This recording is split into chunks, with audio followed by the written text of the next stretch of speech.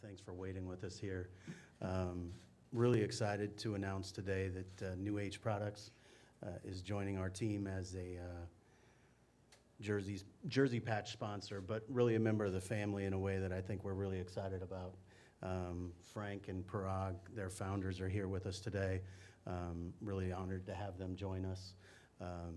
Mrs. Benson obviously is, from the time we got here, made it really clear that they're a type of partners we want to be involved in. And those partners are going to invest in the community of New Orleans at the same way that the Saints and Pelicans do under Mrs. Benson's leadership.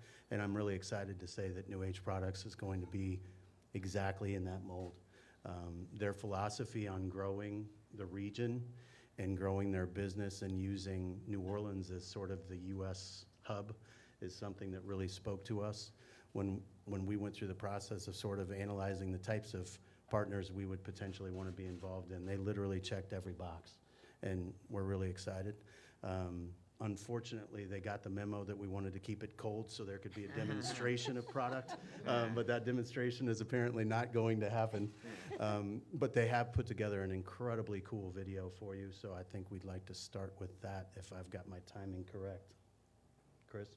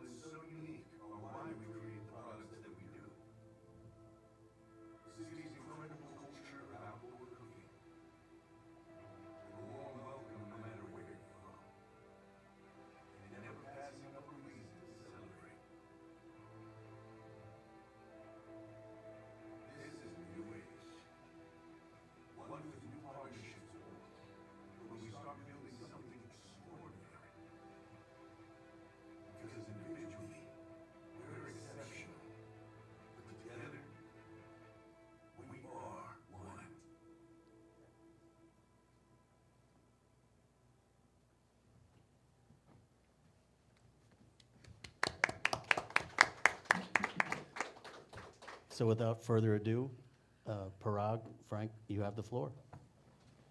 Thank you, David. We're really excited to be here today. First of all, I want to thank Ms. Benson, Dennis, David, and really the whole marketing team, partnerships team at the Pelicans. They have been fantastic, and we're really excited to be here today.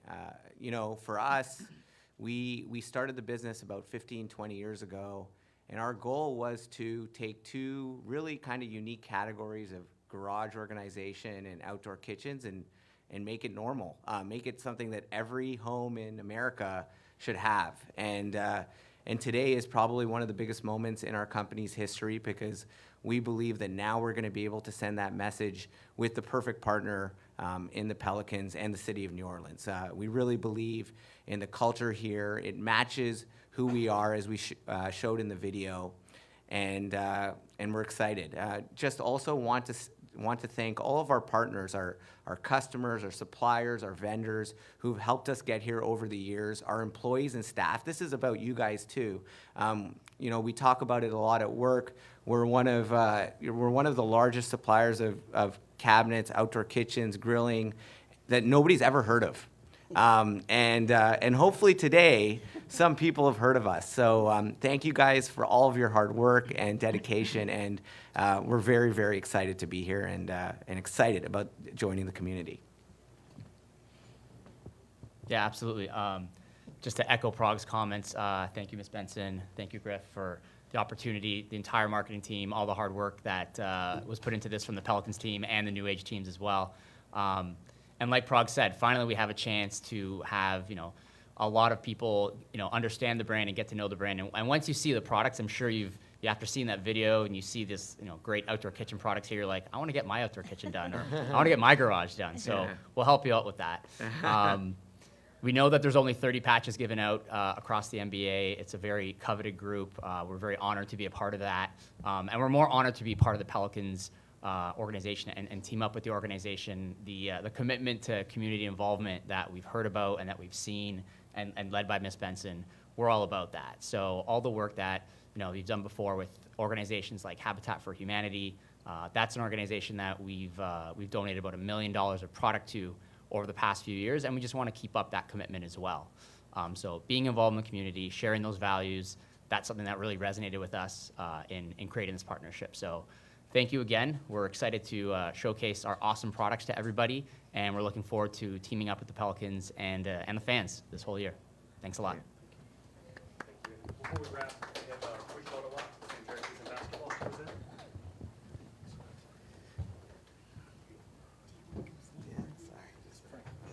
Oh, yeah.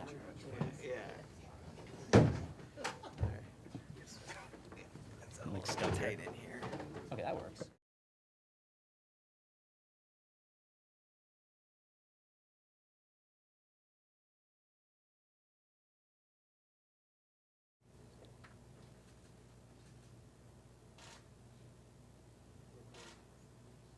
All right.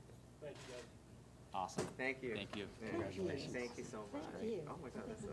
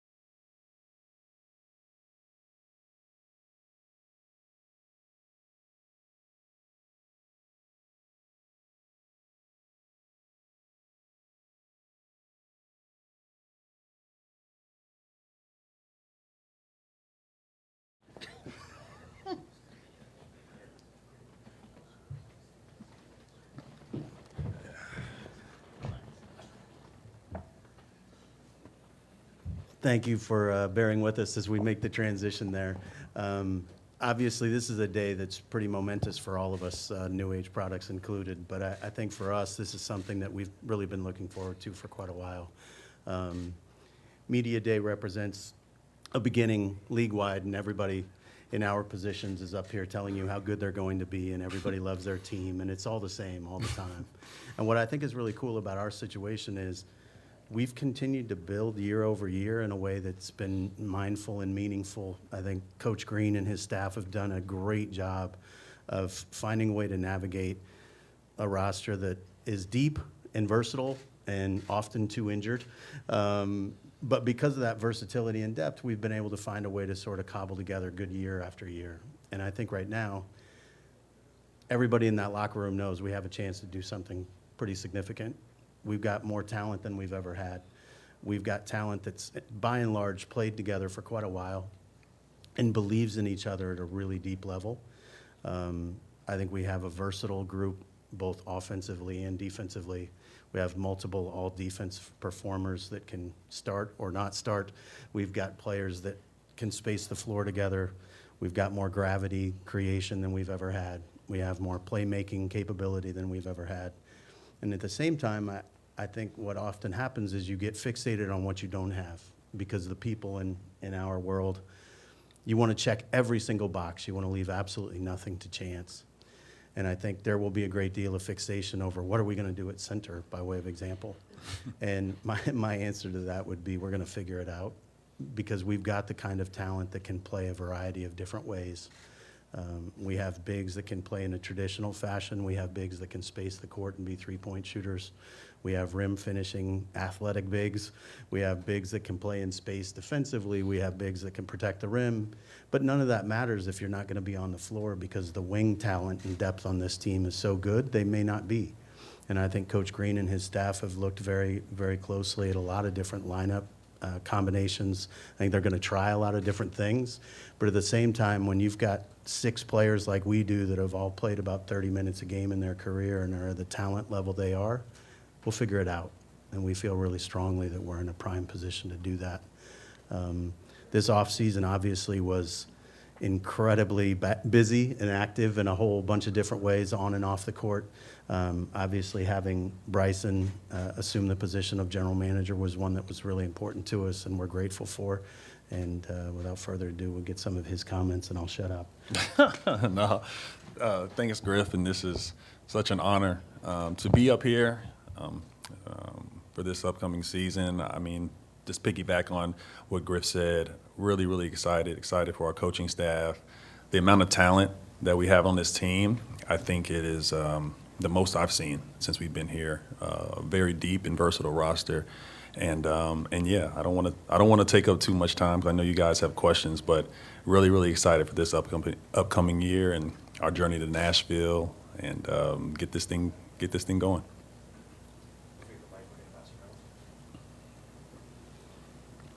Hey guys, just quickly, is everyone, like, who's on the training camp roster, can they practice, tomorrow? Like, is everyone healthy right now? Yeah, we have a group that's ready to go. The training camp roster is set and active. Unless something crazy happens today during physicals, we won't kick anybody or anything. So we feel good about going into the season healthy, which is also something that I don't think we've had in quite a while in terms of like an ability to really feel good about hitting the ground running. And you talked about the center thing. I was just wondering if you could go a little deeper on, hey, look, this is a team with a lot of, wing talent, not a ton of guys with experience at center, in a division with great bigs, in a conference with great bigs, and trying to navigate that challenge this season. Yeah, I think it's a challenge, and at the same time, because we have guys that want to play with and for each other to such a huge degree, playing small requires that you overcome some deficiencies and you lean into strengths, right? That together, collectively, you can overcome our ability to rebound, by way of example. But each individual player's strengths gets to showcase itself when the fit of the pieces is as good as it can be. And so we really chose to lean more into fit. There were certainly opportunities we would have had to add a big in a traditional sense. And at the same time, when you watch Germany play in the Olympics, you have to feel pretty good about Daniel Theis's ability to play versus those bigs and also to be a conduit offensively. Somebody who can be somebody that can advance the ball side to side. You can run offense through him. He can dribble, pass, and shoot. And we have a lot of dribble, pass, and shoot on this team. Unfortunately, or fortunately, depending on how you look at it, we won 62 games in Phoenix with a roster that didn't have a, quote, big. And we went on the next year to go to the conference finals as well with a team that had a player named Boris Diaw playing center. And Boris was a guy who had played 3 and point guard his whole career. And Mike D'Antoni made him a center. And I think what happens is when you're a basketball player to the degree that our guys are, you figure it out. And we feel very comfortable that we've got a lot of really solid basketball players in that room that are about all the right things. And Griff, at the end of last season, you talked about the need for change and the need to just have a different look with this roster going into this season. What was the approach this summer to kind of make those changes, and how do you feel about where the roster stands now? Yeah, I think, and maybe Bryson can speak to this too, but I think one of the things we were really mindful of was we were not a particularly good closing team. We weren't a team that could come down the stretch and really make plays when we needed to. So adding an elite playmaker and a point guard in Dejounte was something that was really important to us because we've got incredible depth of playmaking. We didn't have incredible depth of people who had been proven game closers. and Dejounte is one of those. He's also, from a leadership perspective, much more of an alpha than we've had. And I think you can already see the impact he's had in galvanizing our group. We've had great veteran leadership in a more quiet way. I think Dejounte is somebody who's ringing bells a little bit more vocally for us, and that's exciting. For sure. His ability to pressure the paint, I mean, we kind of talked about internally how important that is. Zion has been a catalyst for us in that regard. A lot of our paint touches are driven through him, but now you get somebody with Dejounte that can make plays with the ball and facilitate, as well as pressure the paint and close games. And so that's something that, as long as, to Griff's point, along with his leadership, that's something that we have not been able to have on this roster. And so it's a great addition, and I think he's going to add a ton of value in those regards. Yeah, for either one of you guys, Griff brought up those old Suns teams, and that was one of the first, really successful small ball groups. What's your feel just about, how good this team could be when you guys are playing small ball? I think we can be extremely good. The thing is that when you say small, I don't necessarily see it that way with the amount of length that we have on our perimeter. Trey is 6'9". Trey will tell you he's 6'10". I'm gonna say he's 6'9". But Herb is 6'8". Bi is 6'9". I don't know if you've seen Dejounte's arms, but they go down to his ankles. Like there's a ton of length and athleticism. So I get it. You don't have a traditional big. Neither did Golden State, and Coach Green was there when they would go small with Draymond. He manned the position. He was physical, but he's also long and lengthy. And so you don't have that big out there, but you're not technically small. And so obviously, piggybacking on what Griff said, the deficiencies that we have, they can be done collectively if we're bought in. And so I think our small lineup, if that's what you want to call it, I think can be very effective. We actually hold a distinction in Cleveland for losing to the first iteration of the death lineup of Golden State. Timothy Mozgov had 28 and 13, I believe, in a finals game, and put Golden State really in a bad position. And we were playing without Kevin Love and Kyrie Irving, and we still had them on the brink. And what they did at that time was they switched to the lineup you just referred to with Draymond as a 5, and they inserted Iguodala into the starting lineup. And that small lineup dominated a very, very good big lineup the rest of the way in that series. It can happen, but that small lineup had hallmarks of what small lineups need. And they all fit together in a way that they could overcome what was perceived as a size deficiency. And we feel like we've got a lineup that if we put the right pieces together, that can happen. And again, what those pieces are going to take time. I mean, this is going to be a work in progress. I think one of the things that excites me the most about this season is it could get hard for a while. And a team that learns to overcome adversity together in the beginning is usually better off for it. So figuring out what those rotations look like and how that's all going to fit together is going to be a lot of fun. If it doesn't work initially, it doesn't mean it won't. You guys were able to get the Jose extension done, but you have a couple other players, Trey and Bi, also up for extension. Just where do you guys stand on those discussions, and how do you anticipate that kind of playing out? You want to talk about Jose first? Oh, okay. No, we're excited about Jose and being able to keep him in the family. He's really, really important to this. Griff did a phenomenal job of, negotiating with his agent, his representation.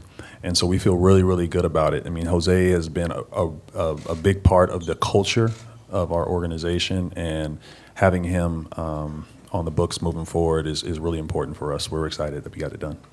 So the thing that Jose has in common with Dejounte, with Javonte Green, we've got far more depth of tenacity and want to on this group. I think we've got a real grit to us as a group. And Jose really is the embodiment of that for us. It was important to us to keep him here because of that. The message he sends every day when he touches the court is, I'm here to go to work. And while he may lay in the weeds too often trying to get a steal in the corner, he also brings a level of energy and effort and passion for this that we want our players to model. And to the point you made about, or the question you asked about Trey and Brandon, Those guys are just as committed to this organization as Jose is. Brandon was when he signed a 5-year deal with no option, and from the beginning we said it marked a sort of paradigm shift in this organization, and at least a sea shift where this became a place people wanted to be. And Brandon's a huge part of the reason that that's true. Trey is no different. He's excited about being here. We've had very positive conversations with his representation. And at the same time, I would tell you, none of that matters if we don't have great years. And if those players don't buy into playing for one another. All of the contract stuff always takes care of itself, but it does because your results dictate outcome. And so I think what we're most excited about in all of that conversation is, yes, they're happy and they want to be here. They're the right human beings. They're about the right things. And so at the end of the day, that's really what matters to us, is the fit of that. And those guys all represent that. Is there something that, excuse me, organizationally you have to balance your outlook when you've had 3 consecutive years of increasing wins, but you're still sitting 7th, 8th in the standings in the West? How do you balance, like, we're going in a positive direction, but we're kind of also running on a treadmill?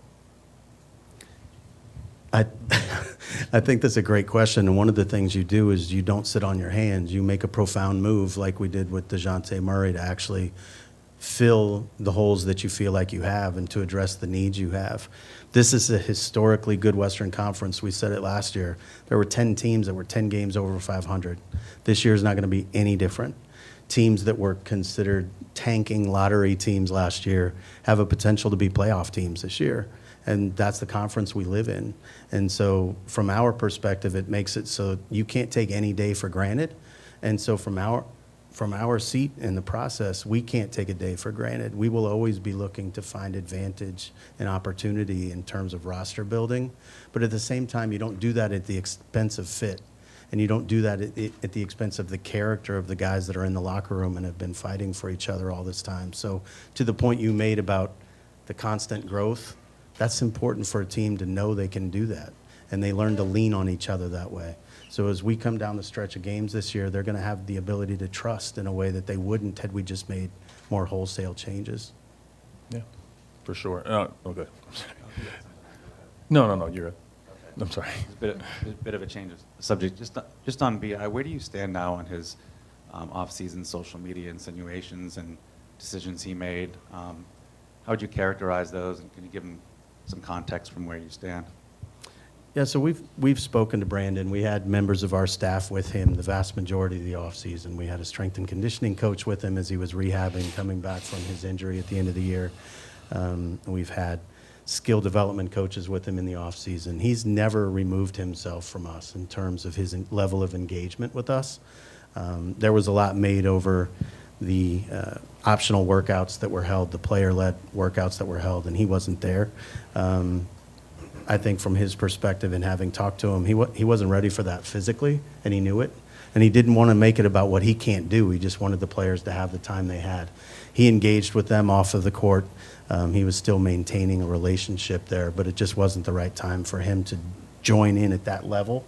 And Bryson has spent time with him as well. Yeah, no, he's Brandon is. I mean, he's in a really good place. I don't really, follow the social media stuff like that. But obviously, I know that some things were said, and obviously that's why the question is asked. But I think he's in a really, really good place, and we're excited about him and his fit with this team moving forward. Griff, is your anticipation with Brandon that he plays out the season on the expiring contract? Yeah, I don't know, really. I mean, my anticipation is that he's going to do what he's always done, and that's deliver for us. And I think he's excited about doing that. And we're really blessed. We're in a situation where we get to see how it all comes together and then make a decision. Nothing has to happen quickly, and yet at the same time, we have the ability, because of the nature of his contract, to continue talks for quite a while. So I don't know what I, quote, expect, but I'm excited about doing it with somebody who's got this level of character. Well, I guess let me just ask this. Like, is his perspective, from your understanding, as you guys have talked this summer, like, is his perspective it's 30% max or nothing? No, not at all. And it was never that.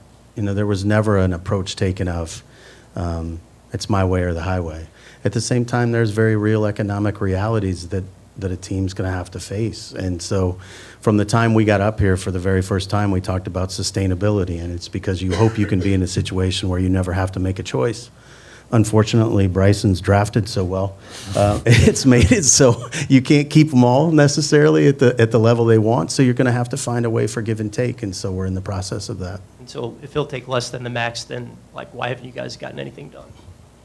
Well, I think there's a difference between getting something done and having an opportunity to make it all work, and we haven't yet. And if we get to a point where it's the right time and the right fit, we can. And unfortunately, we just haven't been in a situation where the parties have met in the middle. But we're in a really good space with him just on a human level. And I guess, what we're getting to here is, a contract situation like this, things can get messy, right? And it's not too often teams are in this situation where a player of Brandon's caliber is coming into a season on an expiring contract. I guess, how are you guys approaching just dealing with the off-court stuff, just how he's dealing with it mentally, how he meshes with the team, all of those things, knowing that the contract stuff is kind of looming? I think the reason people don't get into this situation historically, and this is a new CBA too that has all sorts of different rules and issues attached to it. The reason people don't get in this situation is there's not a level of trust between the two parties that he could enter the year and perform at a high level and be about the right things, and that we would honor our commitment to him. Neither party has that fear here, so it's going to be a unique situation. I appreciate the questions. I know that what it's supposed to look like is one thing or another. In this case, we're not worried about that. He's a really unique guy with a really unique skill set, and we know he has a level of commitment to us, and I think he trusts that we do to him as well. And what have the conversations been like with him as far as just what his role is going to look like? You guys have spoken highly about Dejounte and what he's going to bring. How does that look with BI and the rest of the guys? Yeah, I think that's more a question for Coach Green. Brandon is such a polarizing player. He can score in a number of different ways. I think he fits, just fine amongst this group. There is a chemistry there that our guys have. They respect him, and they see him as one of the leaders on this team. I don't see it being an issue. I know Coach Green obviously will speak to that some as well. But Brandon is going to have, I believe, a really good year with us this year, and I think his fit is going to be tremendous with this group. It's incredible. There were, more than 10 questions in. We haven't even talked about Zion yet. I'm going to bring Zion up. Congratulations. So you saw the way Zion finished last year. We saw, the change in it seems like his approach, his demeanor, his body throughout the course of last season, and it's carried in this summer. The whole world's been kind of watching. What have you guys seen from behind the scenes about his maturation process that maybe we don't know? And what are your expectations for him this upcoming year? I mean, he's locked in. He is every bit locked in. I mean, he's done a great job this summer. Our training staff, our medical group have done a really, really good job of working with him. There has been a level of buy-in with Z that is very, very encouraging. As an organization and from a team standpoint as well. He is, I think he said, there was a comment that he said he's out for vengeance this year. And I mean, that excites me. I know excites a lot of people in this room, because I think there's a level of commitment that he has, and he hasn't tasted it yet. This is Zion's going into his 6th season. And although we've played as an organization in a couple of playoff series, he hasn't, and I know that's probably driving him. And I think he's going to be primed and ready this year to have a phenomenal year. Can I ask about another veteran player, if that's okay? You talked about buy-in. I know Coach can probably talk more about what CJ's role will be this year. Has he been okay as far as whatever the role is? I know sometimes for a veteran player, if they're going to a team that's won a championship, it's more tangible if they're in a new role, but in one that he has helped get to where it is, if his role is different this year, I assume he's okay with that? His presence in our building this offseason has been incredible. He's there every day, putting in some time. I would say he, Herb, and Hawk probably, and JRE maybe, rang the bell in our building more than anybody else in terms of their commitment to us. I don't think any of us have any reason to doubt CJ's bought in on whatever the role is. You know, he just wants to win. It's a 12-year veteran who's about all the right things, and I think it's pretty clear. And he'll answer this when he gets up here, but he just wants to be about the right things and winning games. Yeah, and to also wanted to add this, you know, CJ he changed his role last year, you know, and I think his mind frame has always been team first. CJ has always been someone that probably handles the ball a little bit more than he did last year, but he changed his shot profile. I think Coach Green and the staff did a really, really good job of communicating what they needed from him, and he answered the bell, and he had one of his most efficient years. I don't see any reason why CJ would have any issues with his role, you know, on this team. He does a really good job of adapting. To expand on Zion a little bit, with the current roster, how creative could you get with Zion? Coach, pretty creative. Again, this is something that I think people have a really difficult time getting their mind around when they see him. Zion grew up a point guard, and he grew up with the ball in his hand. Yeah. He literally identifies the game by facing the basket and handling the ball. He's never been traditional as a big in any way, shape, or form, and yet because he's large, people want to make him a big. Yeah. He's really not that. So when people talk about, oh, who's going to play 5? I don't know, but you can call Zion a 6 if you want to. It doesn't matter. Zion has the ability to do whatever he needs to do as a basketball player. One of the challenges I think that has been thrown down to him by Corey Brewer and Aaron Miles and our staff is to shoot more of the shots that he's capable of shooting that he never seems to take. Zion can really shoot the ball. And I think we're looking at his offseason as an opportunity for him, and I know he approached it this way, to add some things to his game.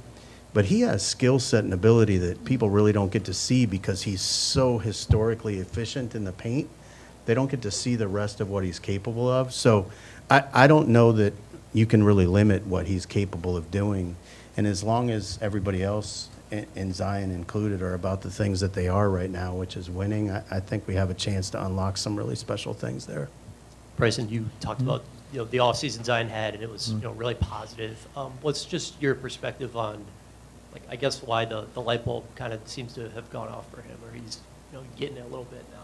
Yeah, I mean, this is going into year 6. There's a maturity level for all players. There's a maturation in how they approach their summers and how they take coaching. And I think Zion is at that stage in his career where he understands just how important the summers are for him to work on his game. Not that he hasn't, but I think there's another level to the understanding. And also, we got really, really close. He played 70 games last year, and I know he could taste the playoffs. We're coming down to the end of the year, and he has an unfortunate injury. All of that just kind of, I think, bottled up, is just ready to explode, for him. And so how the season ended and then going into the summer, I think, is a big, big reason why he is locked in the way he is. Just want to circle back on your comments on, like, the financial reality of the league and just in general. This isn't the first time you guys have entered the season over the tax line. You guys have happened to spend some assets to get out of it. Just where are you guys at philosophically with that, like where you are, like, over the tax, and just is it sustainable to kind of like reach a point at the middle of the season and be like, all right, well, this isn't the direction we want to head in. Let's continue to spend draft capital to just get out of it. So from the time I got here, Mrs. Benson and her executive team have been really clear with us that when we tell them it's time to start the clock, we can. I think the thing that's really challenging, and now in particular even more so with the new CBA, when you start your clock as a team that's in the tax and then as an apron team, the impact is profound in terms of what it does to team building. So spending assets to avoid the tax is really more about spend small assets to protect larger assets and to start the clock later in the process. Your results will dictate a lot of that. If we get to the point where we're playing really well and we feel good about where we're at, we have the ability to go deeper. It's not a situation where we're landlocked where we are.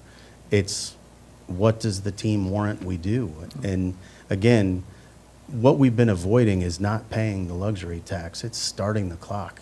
And it's putting ourselves into a position where we lose flexibility. And until we feel like we're ready to take a quantum leap forward, it's hard to feel good about doing that. And kind of on that note, how much do you think, this was your first summer dealing with this new CBA, how much do you think it's kind of changed the landscape around the league, and how much did it change the way you guys had to approach building this roster? Yeah, I think it's changed things immeasurably. I mean, there was it's kind of ironic that we're the ones answering this question right now. We made the Anthony Davis trade, and everybody called it the Anthony Davis deal when they would call you and ask for players. We want the Anthony Davis deal. And we made the Drew Holiday trade, and we want the Drew Holiday deal. We've made some really good deals in terms of our ability to maximize asset return, but that's because in those cases, the teams that benefited the most from the player were able to acquire them in a mechanical way. This year, that's not the case, and it was done deliberately to keep teams from overspending everybody else. So in a league where people were spending triple our number, including their tax number, and several teams' tax number is other teams' payroll number, they needed to make some pretty significant seismic shifts in the way they were doing business. But we're certainly a team that's going to face some challenges because of it that haven't been there before. It's just much more difficult to make a deal mechanically than it's ever been. I want to talk about Missy from Baylor. There's a few bigs on the roster. Now that the summer is, like, the offseason is wrapping up and you have a full, complete picture of the roster, how do you better see him fitting in as we enter training camp this season? Yeah, he's coming along. I think the big thing for Eve at this point is going to be just getting, catching the speed of the game is also his strength. But he has some of the athletic tools that could help us this upcoming season with his ability to run, his ability to set screens and dive and be, a vertical threat at the rim. He's a rookie and he's relatively new to the game. And so his development curve is going to take some time, but we're going to be patient with him, and the expectations for him to come in and play right away, we're not setting those expectations. If he comes out and he grabs it, he does. But Coach Green and the staff have done a really good job of communicating the expectations that they want for him. And we're hoping that he just stays on that plan, and at some point, if he catches early, great. If not, we'll be fine. Thanks, guys. We'll have Coach Green on next. Thank you.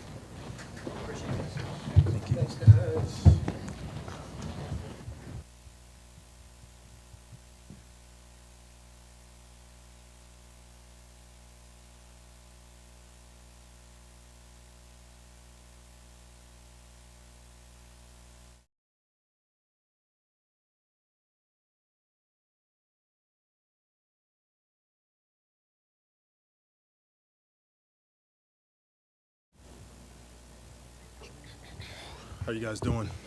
Hey, Willie, So going into year 4, once again, I'm, truly thankful. I want to thank God for this opportunity, but also Miss B, Dennis, Griff. It's always a blessing to get an opportunity to lead an organization and a group of young men, and get to represent this city well. So looking forward to it. Willie, what's it been like just getting to know Dejounte a little bit? How do you see him fitting in, impacting your team? It's been great.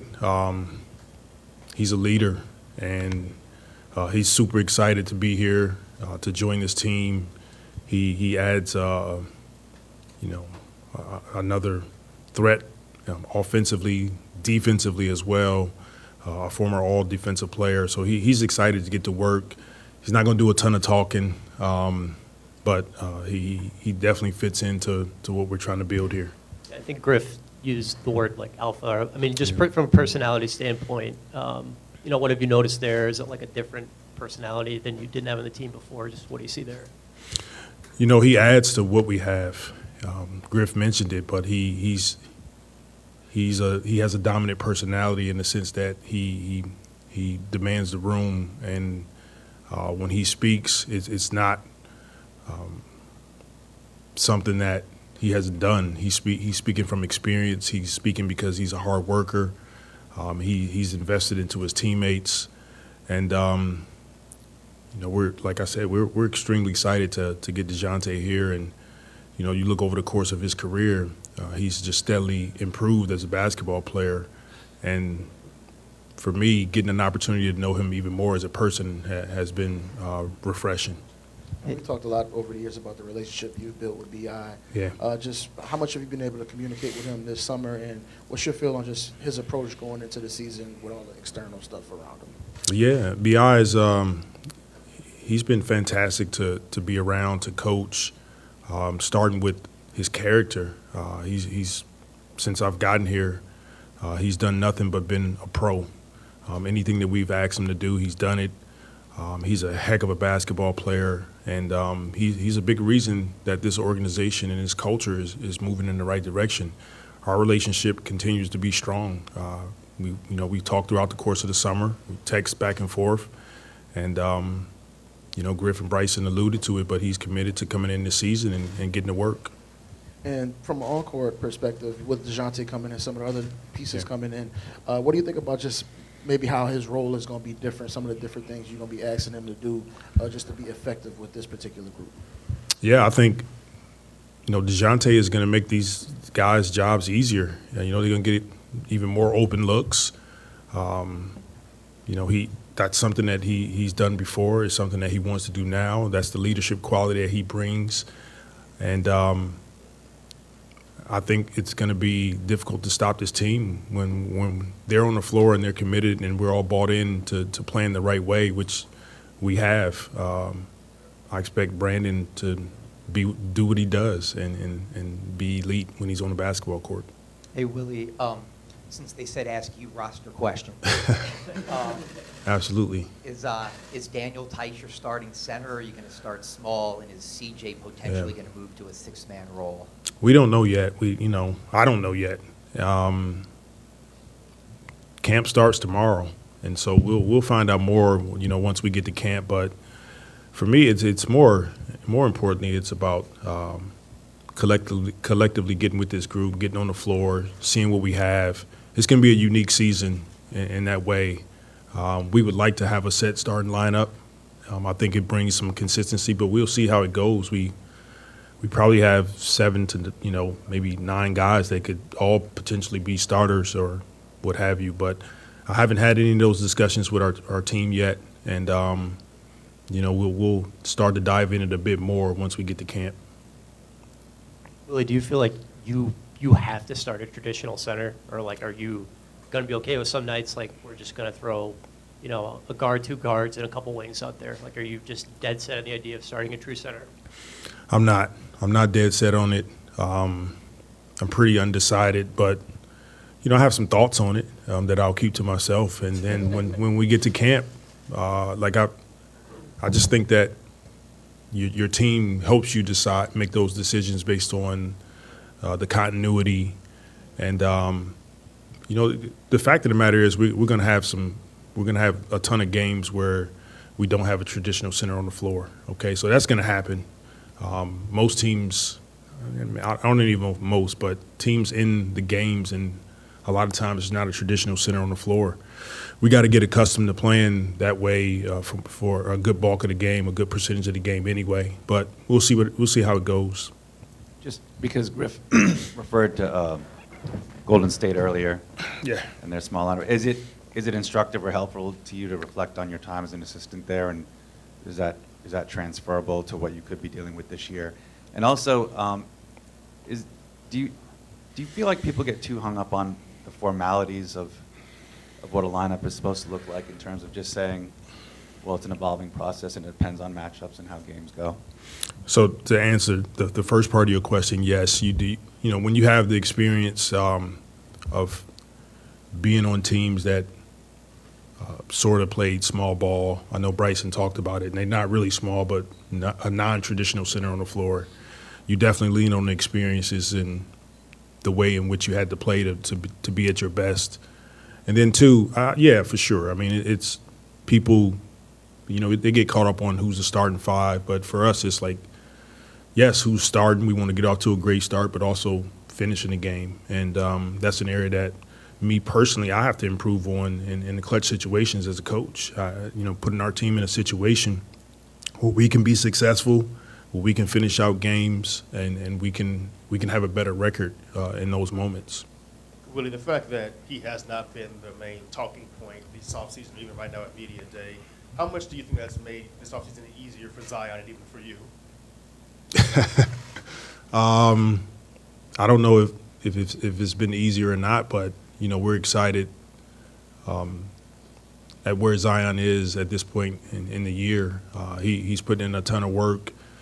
He's steadily improving, and he's already a great player. And just to see him continue to add to his focus, to his nutrition, and the steps that he's taken, we're all excited about. And it's going to be good to get all of our guys together tomorrow and get going. And knowing that you have a stabilizing piece like Dejounte only weeks away from getting to see him on the floor, how much does that help you sleep at night knowing even if injuries occur, now you have somebody who's consistently there and has really stepped up in the offseason? Look, we have a talented roster, and I don't know if I'm sleeping better at night because we have a talented roster, but I'm grateful for since I've gotten here, Griff, his staff. They've always done a great job of bringing in high character, high talent, and it allows us to continue to grow on the basketball floor and grow as an organization. Dejounte's a leader, and he made that pretty obvious his first day, his press conference, and having an opportunity to talk to him more. I'm even more impressed with him as a person, and that's what we're about here. We're about bringing in the right people and bringing in guys that are hungry, that want to get better, and all about doing it together. Two things, Willie. Number one, for you as a head coach, going into your fourth year, how would you evaluate yourself compared to where you were your rookie season as a head coach and your evolution? And then the other part, when you're instilling something, when you do have a smaller lineup this year, what are the principles, whether it be having to replace the rebounding that you lose out of a Jonas, the offensive rebounding in particular, those types of things? How do you approach that from position groups or individuals and asking them to modify their roles during training camp? Well, to evaluate myself, I'm definitely getting more comfortable being in the head coaching role, but a lot of improvement for myself. I'm steadily looking for ways to be better, to surround myself with great people, and we've added to our staff that's going to uplift us and to find areas that maybe I'm not as strong in, but these people add and they help, bring something that maybe I was missing. So I'm extremely confident, but at the same time, when I evaluate myself, I know that there's room for improvement, and I want to steady climb and be a climber as a coach. And what was the second part of your question again? From an on-the-court perspective, when you're dealing with the guys in training camp, how much are you going to have to change as far as guys adapting to replacing some of the things you are missing with the smaller lineup, having to rebound more on the offensive glass, boxing out in general, guards, coming in more, those types of things? Yeah, last season, I felt like we played more small ball, non-traditional center on the floor than we ever have. So we've kind of been preparing ourselves anyway, and I think we're going to have to double down on, not having JV, who, like to your point, he cleaned up a lot for us on the rebounding side of things. So we're going to have to double down on being a tough-minded team that can finish possessions, because if we can get defensive stops, our defense has been elite, but the rebounding component is going to be key for us. So getting stops, everybody on the floor understanding how important it is to rebound the ball, and then offensively it allows to play to our strengths. Griff spoke this summer about having excitement about playing a smaller, quicker brand of basketball. But this team traditionally has been toward the bottom of the league in three-point attempts. Would there be a more special emphasis on attempting more three-point shots because you don't have a traditional big and because you're playing more smaller lineups? It will be.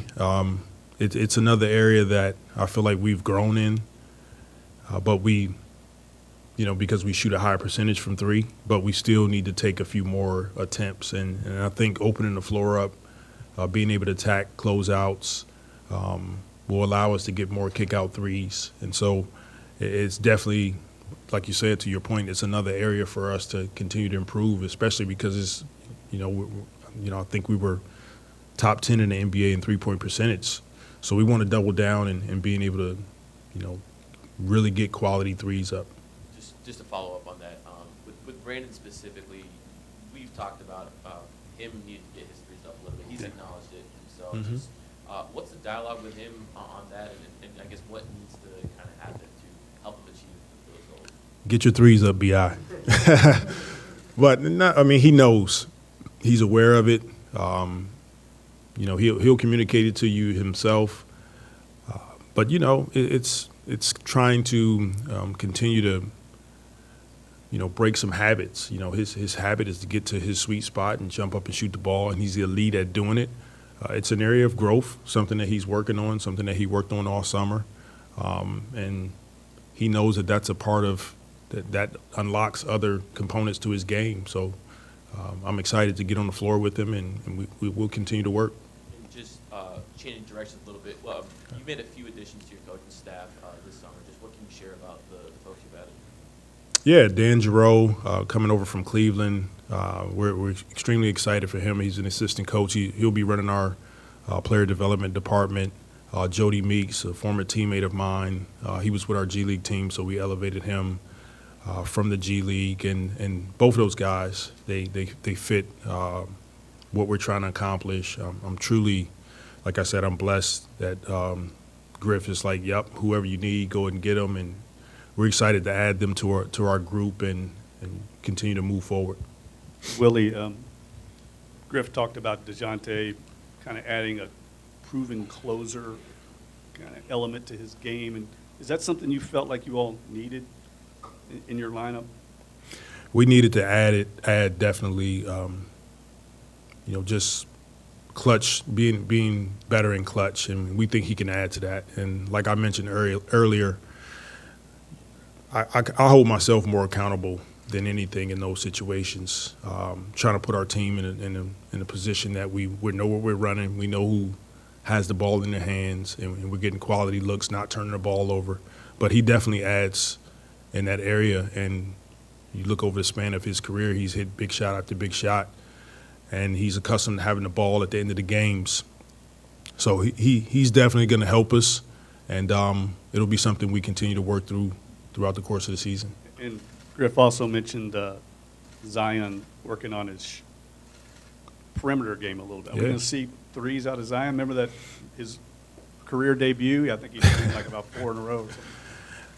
Look, if he's open, especially in the corners, he should definitely take a few. But I think you guys saw, maybe towards the end of the season, he started to take more of a mid-range jumper, something that he's capable of doing and something that he started to work on. Look, teams are, they're kind of waiting on him in the paint, waiting on him at the rim. And so that's another area that's going to free him up if he can knock down a few of those shots. And now bigs or whomever's on him, they have to come out and guard him a bit more. Willie, circling back to your coaching staff, you were able to retain Coach Borrego.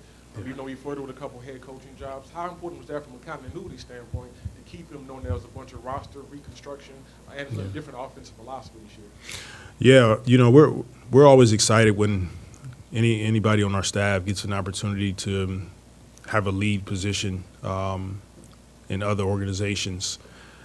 We're extremely, so it's bittersweet. Bitter in the sense that I know he wanted some of those jobs that he didn't get.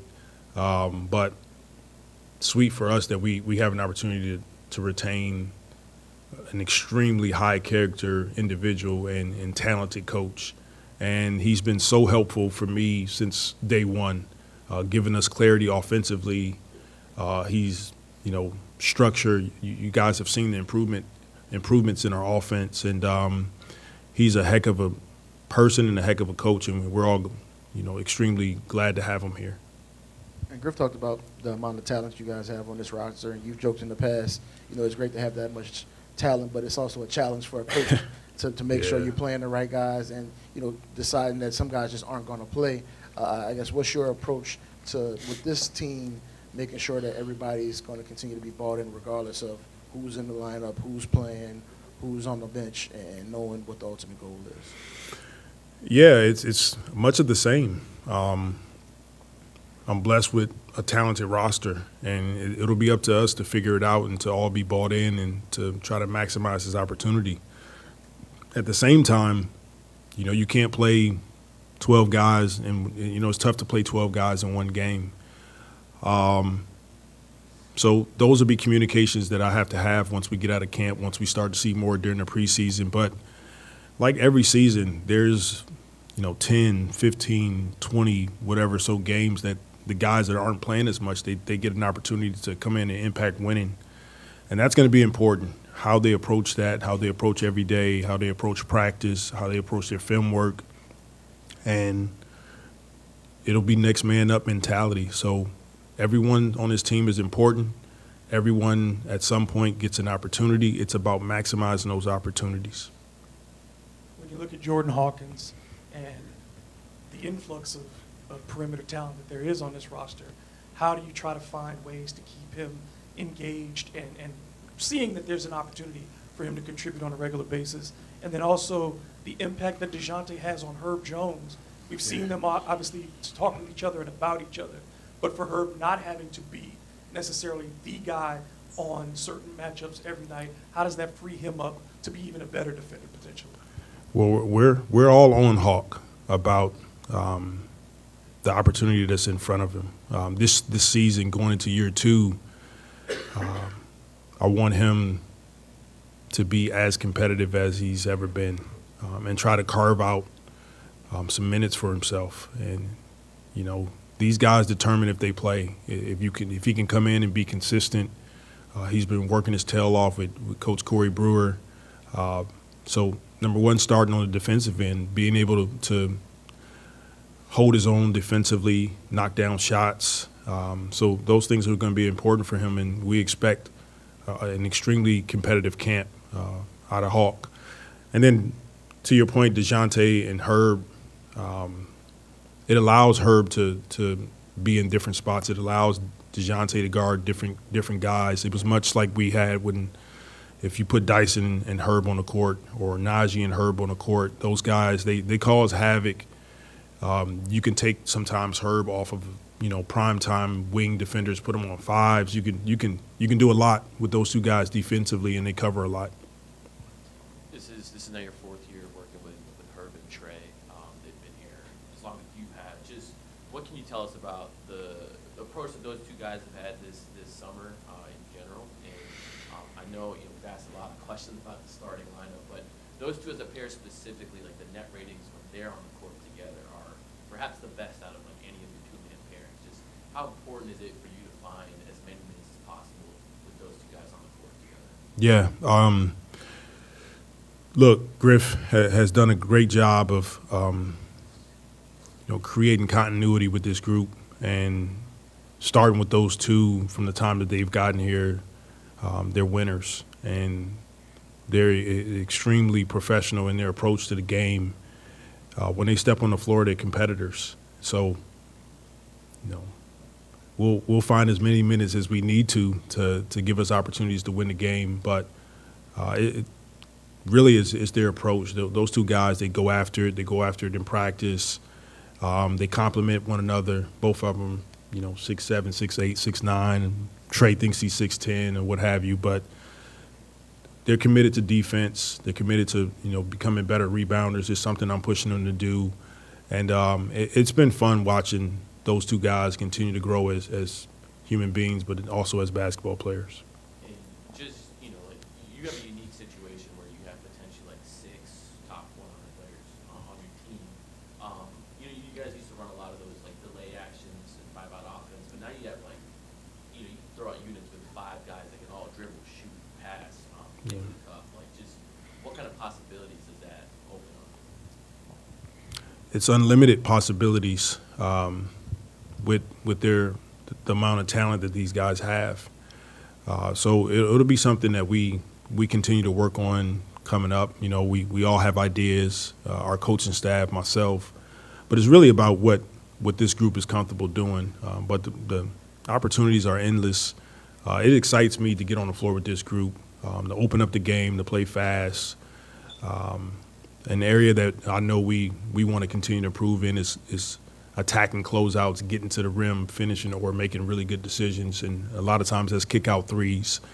But like I said, I'm tremendous blessed to have this group, and we're looking forward to starting tomorrow and going out and attacking the season. I had one more, lineup question for you. Yeah, sure. I know Griff referenced Mike D'Antoni. I remember back to like the term micro ball center when PJ Tucker played like center. Is there like a real possibility or conversations about Herb being a micro ball center and playing that position and guarding bigs? We haven't necessarily had those conversations yet, but it's all on the table. I think we're going to be in a unique situation where we have those groups on the floor where, you know, Herb can definitely play five or whomever. And I think it gives us versatility defensively. It makes it extremely difficult to guard us offensively. So it's definitely on the table, and it'll be something we continue to work at. And for most of the time you've been here, the majority of your bigs have been veteran guys that have been around, know their roles. Now you got two rookies in Misi and Makovich with this team. Yeah. What's your feel on just where those guys are and how ready they'll be from day one to contribute, you know, on the court? Yeah, I think Bryson talked about it a bit, but, you know, we have a plan for both of those guys. They're both young bigs coming in. And so for me as a coach, my communication to them is giving them an understanding of, like, what their role is going to be.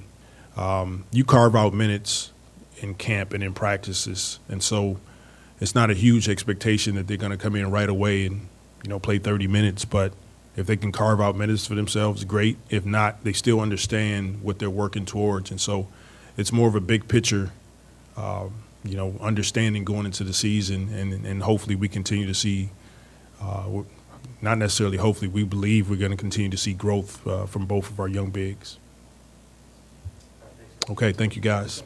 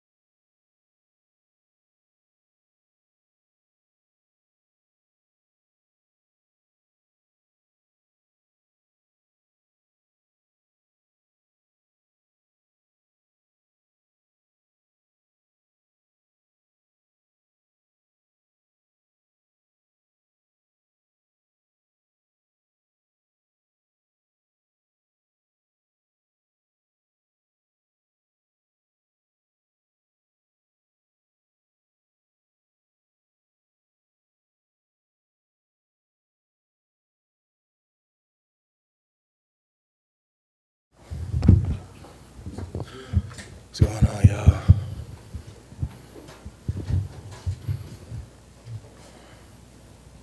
What's up, Z? What's going on? What's going on?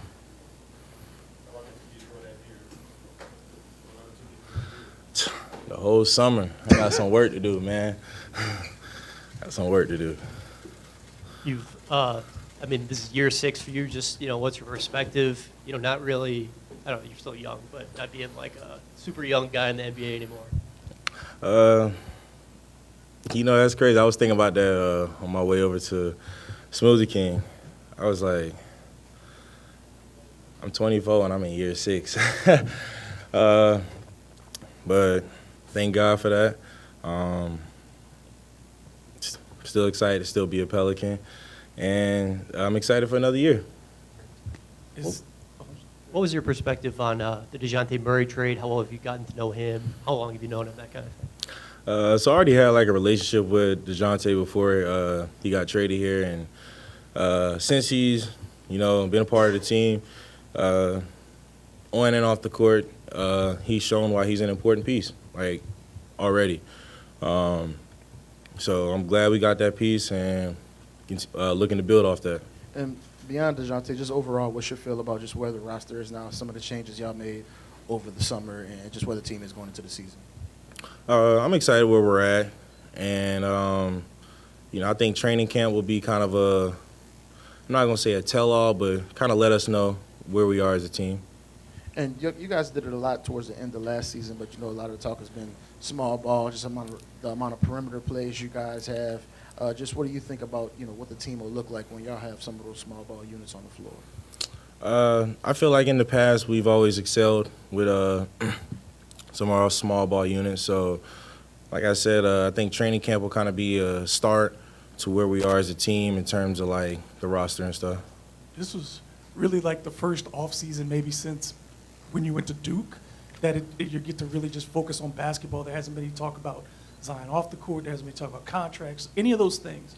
For you mentally, what has this offseason been for you and in your approach to the game again and just getting ready for this season? It was a breath of fresh air to experience a summer like that. Like you said, be able to really lock in on basketball, really break down film, work on different things while in the gym. Working smarter was kind of the main goal for the season.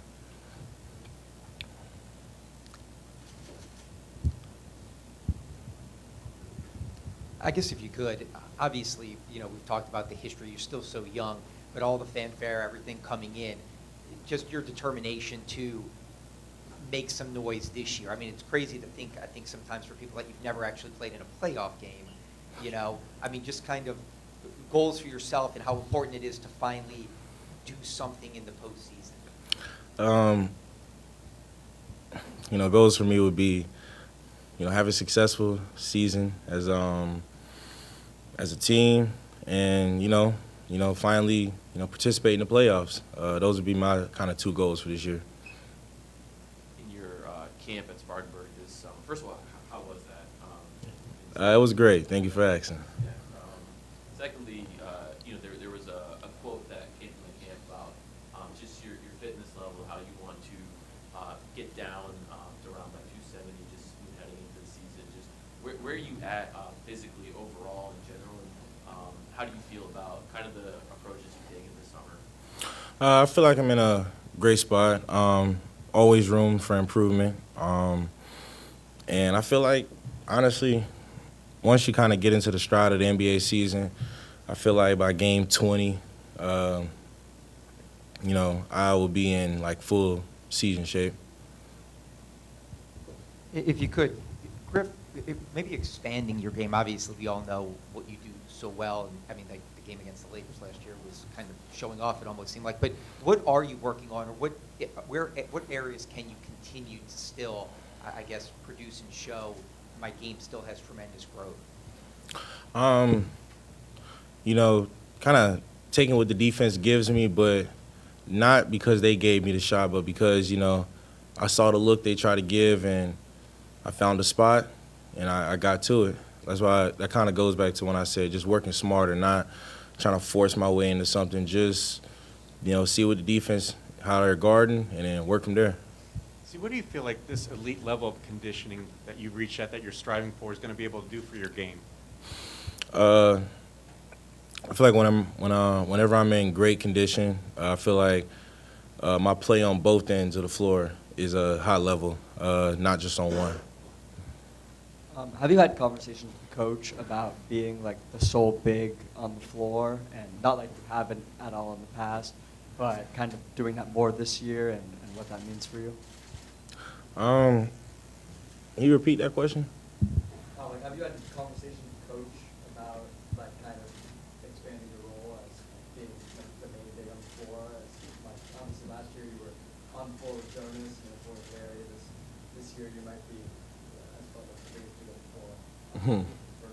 So what does that mean for you, and have you guys gotten into that yet? Nah, we haven't really dove too much into that, and I'm a basketball player. You gotta work with what you got. Like, if we don't have those bigs you're talking about, we just gotta work with what we got. That's why I said training camp would be a, start to where we need to be. But going off of that, one of the things they talked about was having kind of a depth lineup similar to what Golden State had with Iguodala and Draymond playing the five, but you guys have a bit more length with it. How do you think y'all would stack up in comparison to that lineup with the length you have and being able to play your own style of small ball? Talk the Warriors that won the championship. They won the championship. It worked for them. We got to find what worked for us. Yeah, I can't even make that comparison. They won the championship. We're aspiring to do that. So, like I said, training camp will be a starting point for us to see where we need to be. And you talk about aspiring. Obviously, you haven't been able to play in the playoff ship, but the way last year ended, how much has that been a driving force for your off-season work ethic? It's been a big driving force because, even when it happened live time, my emotions, I was instantly frustrated. You just feel like you work so hard to get to a good point, and then something like that happened. And it's rough, but, you just got to find a way to get back up, and make something shake. You mentioned Dejounte, that he's already shown why he's an important piece from what you've seen this offseason. Can you kind of expound upon that in terms of what you've seen from him leadership-wise, or even on the court? He's a vocal guy. He's pretty straightforward, and he's a hard worker. So, when you have a guy like that, who has the abilities he has, and he's all of those things, you can't help but be an important piece to the team. So, in time, as time goes, the world will see why he's an important piece because, he's just that kind of player. Zion, you usually have an album or some music that you're listening to kind of be the soundtrack of your summer or for the season coming up. Anything to kind of give us a peek of kind of where your mentality is for the upcoming year?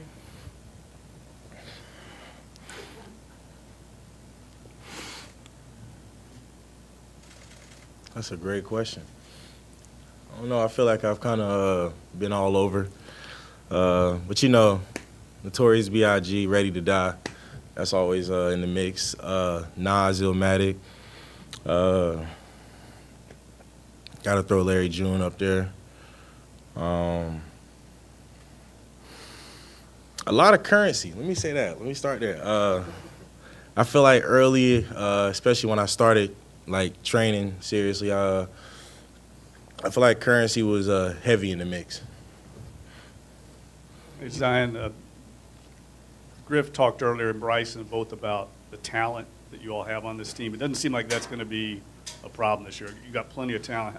How important then will just accepting roles, you all fitting together, kind of the intangibles with this team? I think what you're kind of getting at is that's just the human factor in it.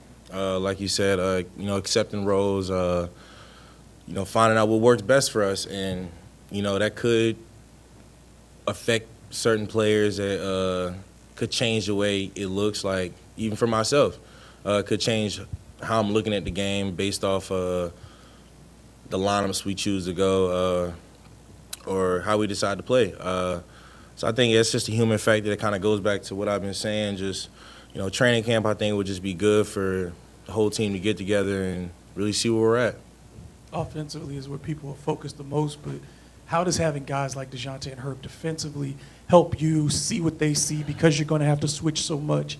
And then the other part would be, with the Zion Williamson Revenge Tour about to hit the league, are there any particular stops along the tour that you were really looking forward to? I guess we'll see as we go. We'll see as we go. That's about it. But defensively, when you got guys like Herb and Dejounte out there who not only are special on defense, but they have unique abilities that help make them even more special. I don't see how that wouldn't motivate you. I said it last year, when Najee was still here, with Jose, Najee, and, Herb. I'm watching these dudes pick up full court, and that can't do nothing but motivate you. Like, you know what, let me lock in on defense, because I can't watch my teammates work the way they're working and not, help them in any way. And you talked before about being judged by wins and losses, but purely based on what you're doing on the court, what do you think it's going to take for you to take your game to that next level?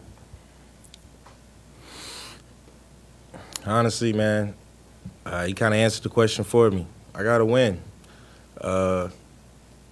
When you win, how you got there and what you did, they factor that in when you're talking about, like, individual, like, players and stuff. But I feel like when you win, it cures all, because, everybody aspires for the same thing. That, at the end of the season, you want your team to be crowned champions. Zion, just two things. One, when you look around and you're driving, and you have people like Dejounte on the corner or open, you have CJ, you have Trey, you have so many people you can kick and drive, you can kick and push out to. How much does that really, give you I guess, green light to just drive and see the offense really flow? And secondly, why wasn't Kendrick Lamar in your list for off-season workout playlists? Jeez Christ. What makes you wait first? Before we go to the first part of the question, what made you ask that second question? Well, I just feel like you had two good songs you could have been playing in the gym. They had Euphoria, that not And like what songs would those be? Euphoria, Not Like Us. I'm trying to just understand where was the greatness of the summer in your track list? I'm confused. Man, I hear you. But, you're entitled to your opinion. I'm entitled to mine. But saying that, come on, it's Kendrick Lamar. Like, I really got to sit up here and talk about how good of an artist he is. You just need to hear it, man. Sometimes misunderstanding got to be I explained, hear but you ain't you, man. explaining it. You know?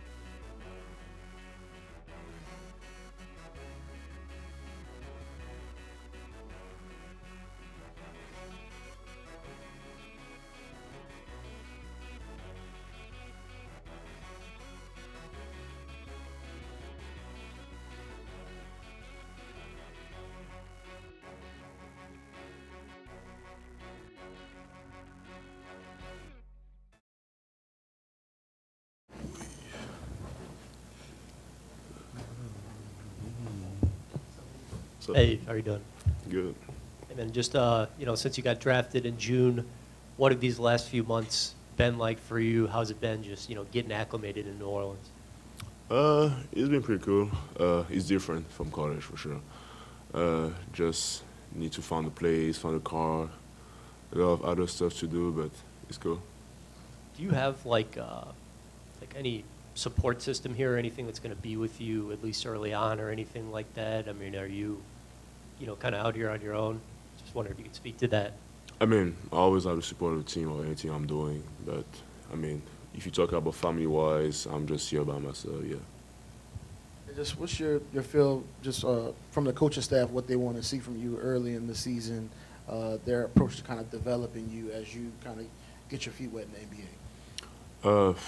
For now, I'll say like I'm going to contribute in a lot of different ways, like defense, especially blocking shot, getting rebounds. Obviously, being the anchor of the defense will be all the main thing for me, and be able to communicate more is definitely one of the goals of this season. And obviously, draft night was big, and there's a lot of emotion that comes with that. But do you feel like today's kind of the first day where it kind of feels real? Where it's like, okay, you're seeing all the guys around, everybody's got their jerseys on. It's like, okay, I'm officially a part of this team. Like the journey kind of starts today. Yeah, definitely. I mean, I'm super excited for training camp as well. I know whenever training camp is going to start tomorrow, I'm going to feel like, okay, now we're really starting for real. So it should be exciting. What was your personal focus this summer in terms of developing your basketball game and just your body and physical aspect of football? Obviously, getting used to the game and the physicality as well. Trying to get bigger, obviously, and always focus on the defensive part, being more vocal, and also finishing around the contact, and then those are the main thing I'm working on for the last couple months, basically. Eve, what are some of the expectations that you can share with us for yourself for this upcoming season? And is one of maybe the goals to be carving out a role for yourself in the lineup in the rotation at some point during the season? I mean, my goal is just to help the team as much as I can, do whatever it takes. If they put me for 30 seconds, 1 minute, or whatever, I'm just going to try to go out there and then do my best. You've had an opportunity to perhaps see some of these guys in workouts now, maybe a couple of scrimmages here and there. Just what have been your first impressions of, guys like Dejounte or Zion or, some of the other vets in the team? I mean, really good players, like you said. We have a lot of good players. And just being the youngest, you have to learn from a lot of these guys. You just ask questions, try to get around them to see how they treat themselves. I mean, these are pros. They've been around the league. So the only thing I can do is take advice from them. You were asked about kind of your acclimation to the NBA. From your experience maybe from Summer League or from the voluntary workouts that you've done, you had mentioned, the NBA is a different game than college. For you, are there some specific things that you've noticed already that kind of change the game for you either offensively or defensively from what you've seen so far, Summer League and workouts? I would say one of the biggest things is just like the size of the court, and obviously you can't stay 3 seconds in the paint as well. That's one of the main things. And I mean, the pace of the game is also different from college level, and it's a little more faster. And even the way we run the offense is different than Baylor, so just getting used to that as well. Have you sensed already, again from Summer League, defensively that you have to just cover more ground, that you have to be, just out on the floor more as a center? I feel like you just have to be more aware. Like, you can't stay 3 seconds in the paint. You have to be able to see your guy at the same time, see other guys, because my goal is not only to guard my guy, but also help my teammates in defense in general, and then try to like communicate if something's going on the flare screen or black screen or whatever. Offensively, I think we saw this a little bit already in Summer League, but how much do you look forward to playing with the caliber of players like, Dejounte, guards like that, in terms of your lob threat, your ability to get alley-oops and that kind of thing? It seems like that'll be to an even higher level in the NBA. Yeah, I feel like it should be exciting. I mean, you have like high-level IQ guy that can be able to throw that pass and just read the pick and roll in general. So I'm super excited for that. Is there a player or two that you're particularly picking the mind of, talking to, looking for advice, somebody you're turning to more for like how you're supposed to conduct yourself as a professional to playing, the game on the court? I mean, I recently met Daniel, and I'm super excited to just be around him. I mean, he's been around the league as well, so getting advice from them, trying to see how he like treat himself on and off the court would definitely help me. Just one more. I know you haven't been here long, but what's your impression of the city? Have you had a chance to get out, spend much time in New Orleans? All I see is football is very big here. So I can say it's very big here. Yeah, I mean, did you spend much time away from the facility at all, or not? I mean, I never watched a game, so I only watch it on TV. I'm sure I'll watch at least one game this season just to see how it feels, because I feel like the Saints are pretty good, so I'm sure to see it too. How different is it from Waco? It's two different vibes. It's like, I mean, college, you like with your teammates all the time because you're all around the same age. Here is like older group, younger group, so it's so different. Thank you. Yes, sir.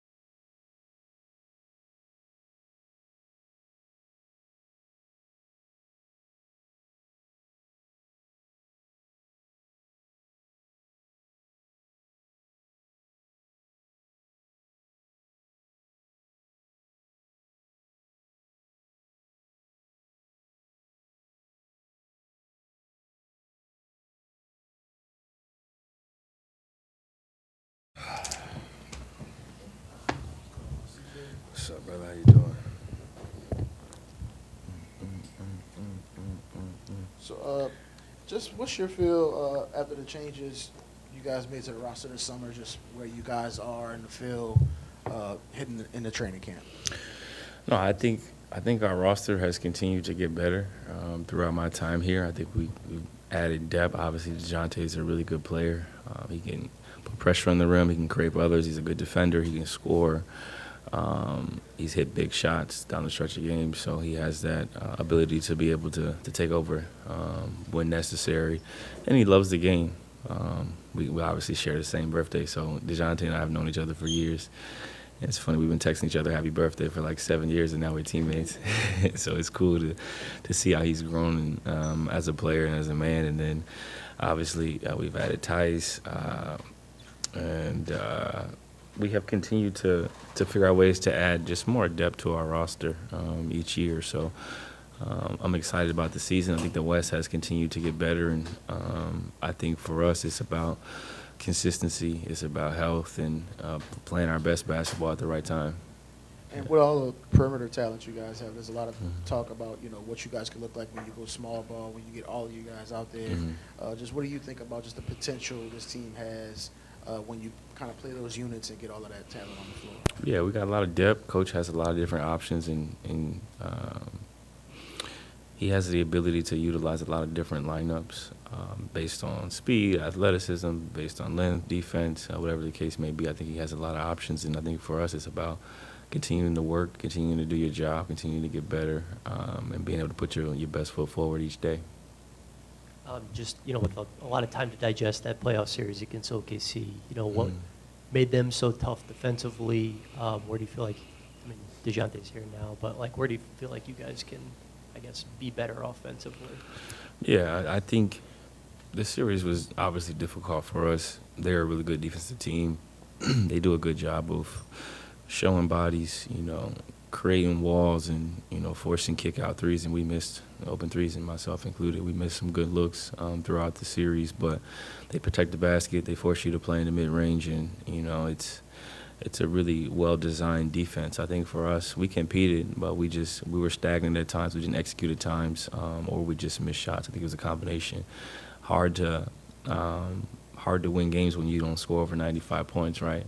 So we had a couple of games where we obviously didn't score enough. We obviously didn't get over 100. We defended, and in the possession game, we got to, not give up second chance opportunities and things like that and get better at that. But I thought we gave ourselves a chance to win. We just fell short offensively, and, obviously Z didn't play. B.I. was coming off an injury, so I needed to play really, really well for us to have a chance to be, the number one seed, and I didn't play really, really well. So I think it's about figuring out ways you can improve, figuring out ways you can get better, and obviously this season will be different.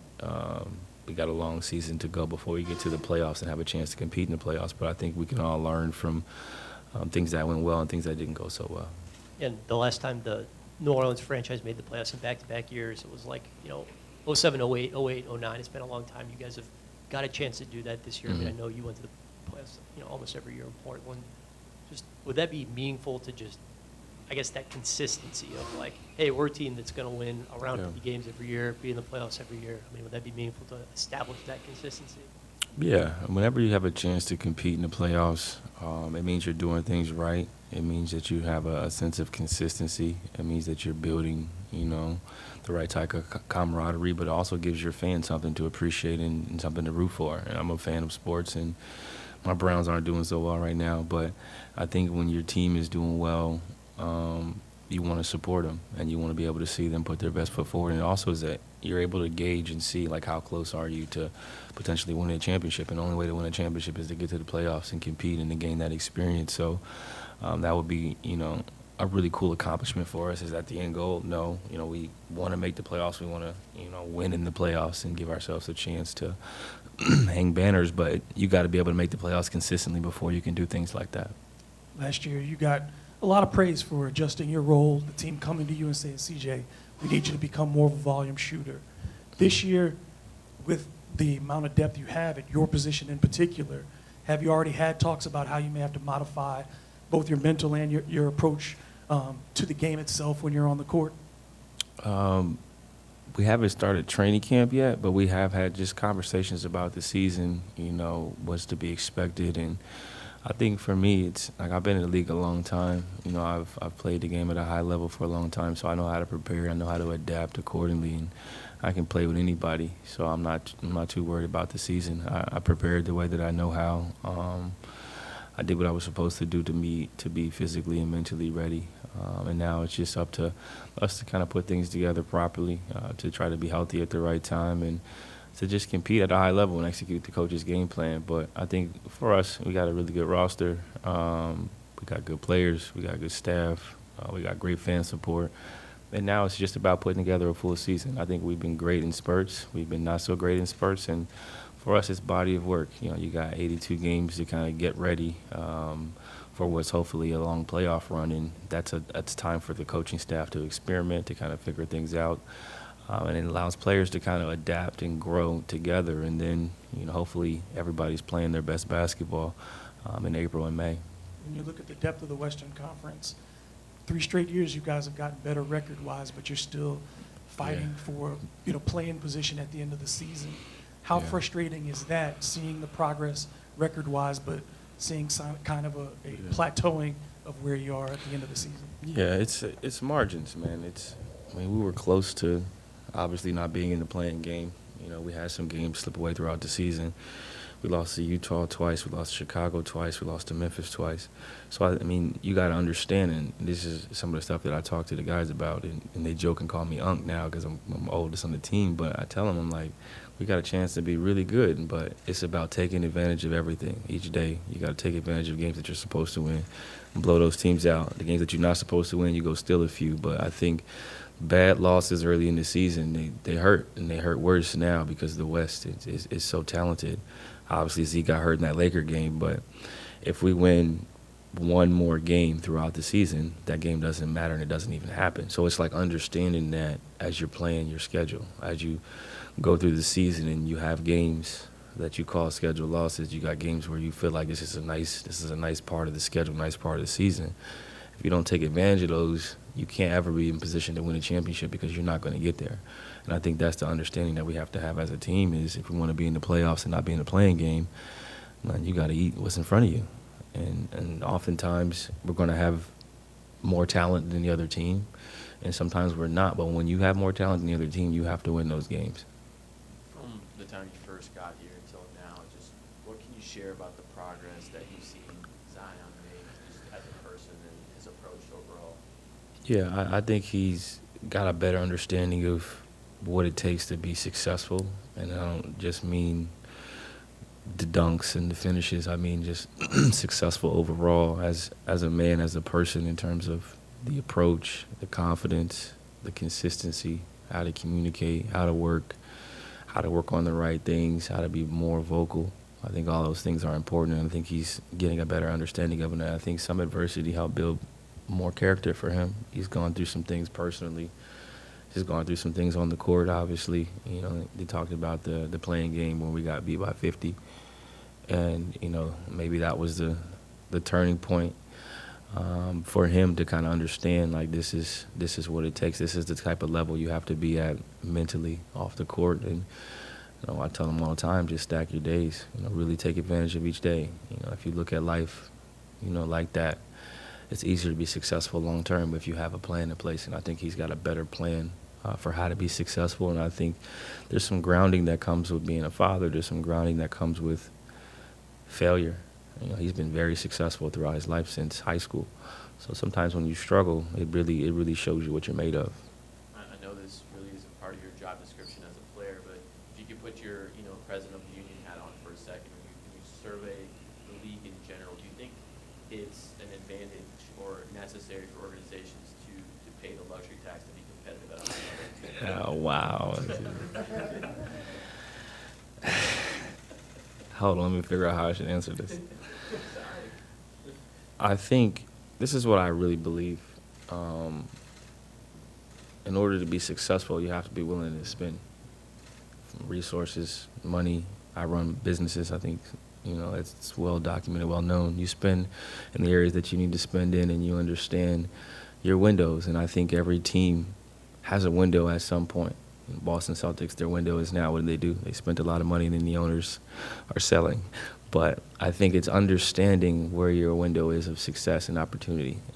Do I think it's advantageous to go into the tax every year? I think it just depends on where you're at financially, and every team, every situation is different. But you do get these opportunities to where you could really be successful, you could really build talent, and put your best foot forward. And that doesn't happen often.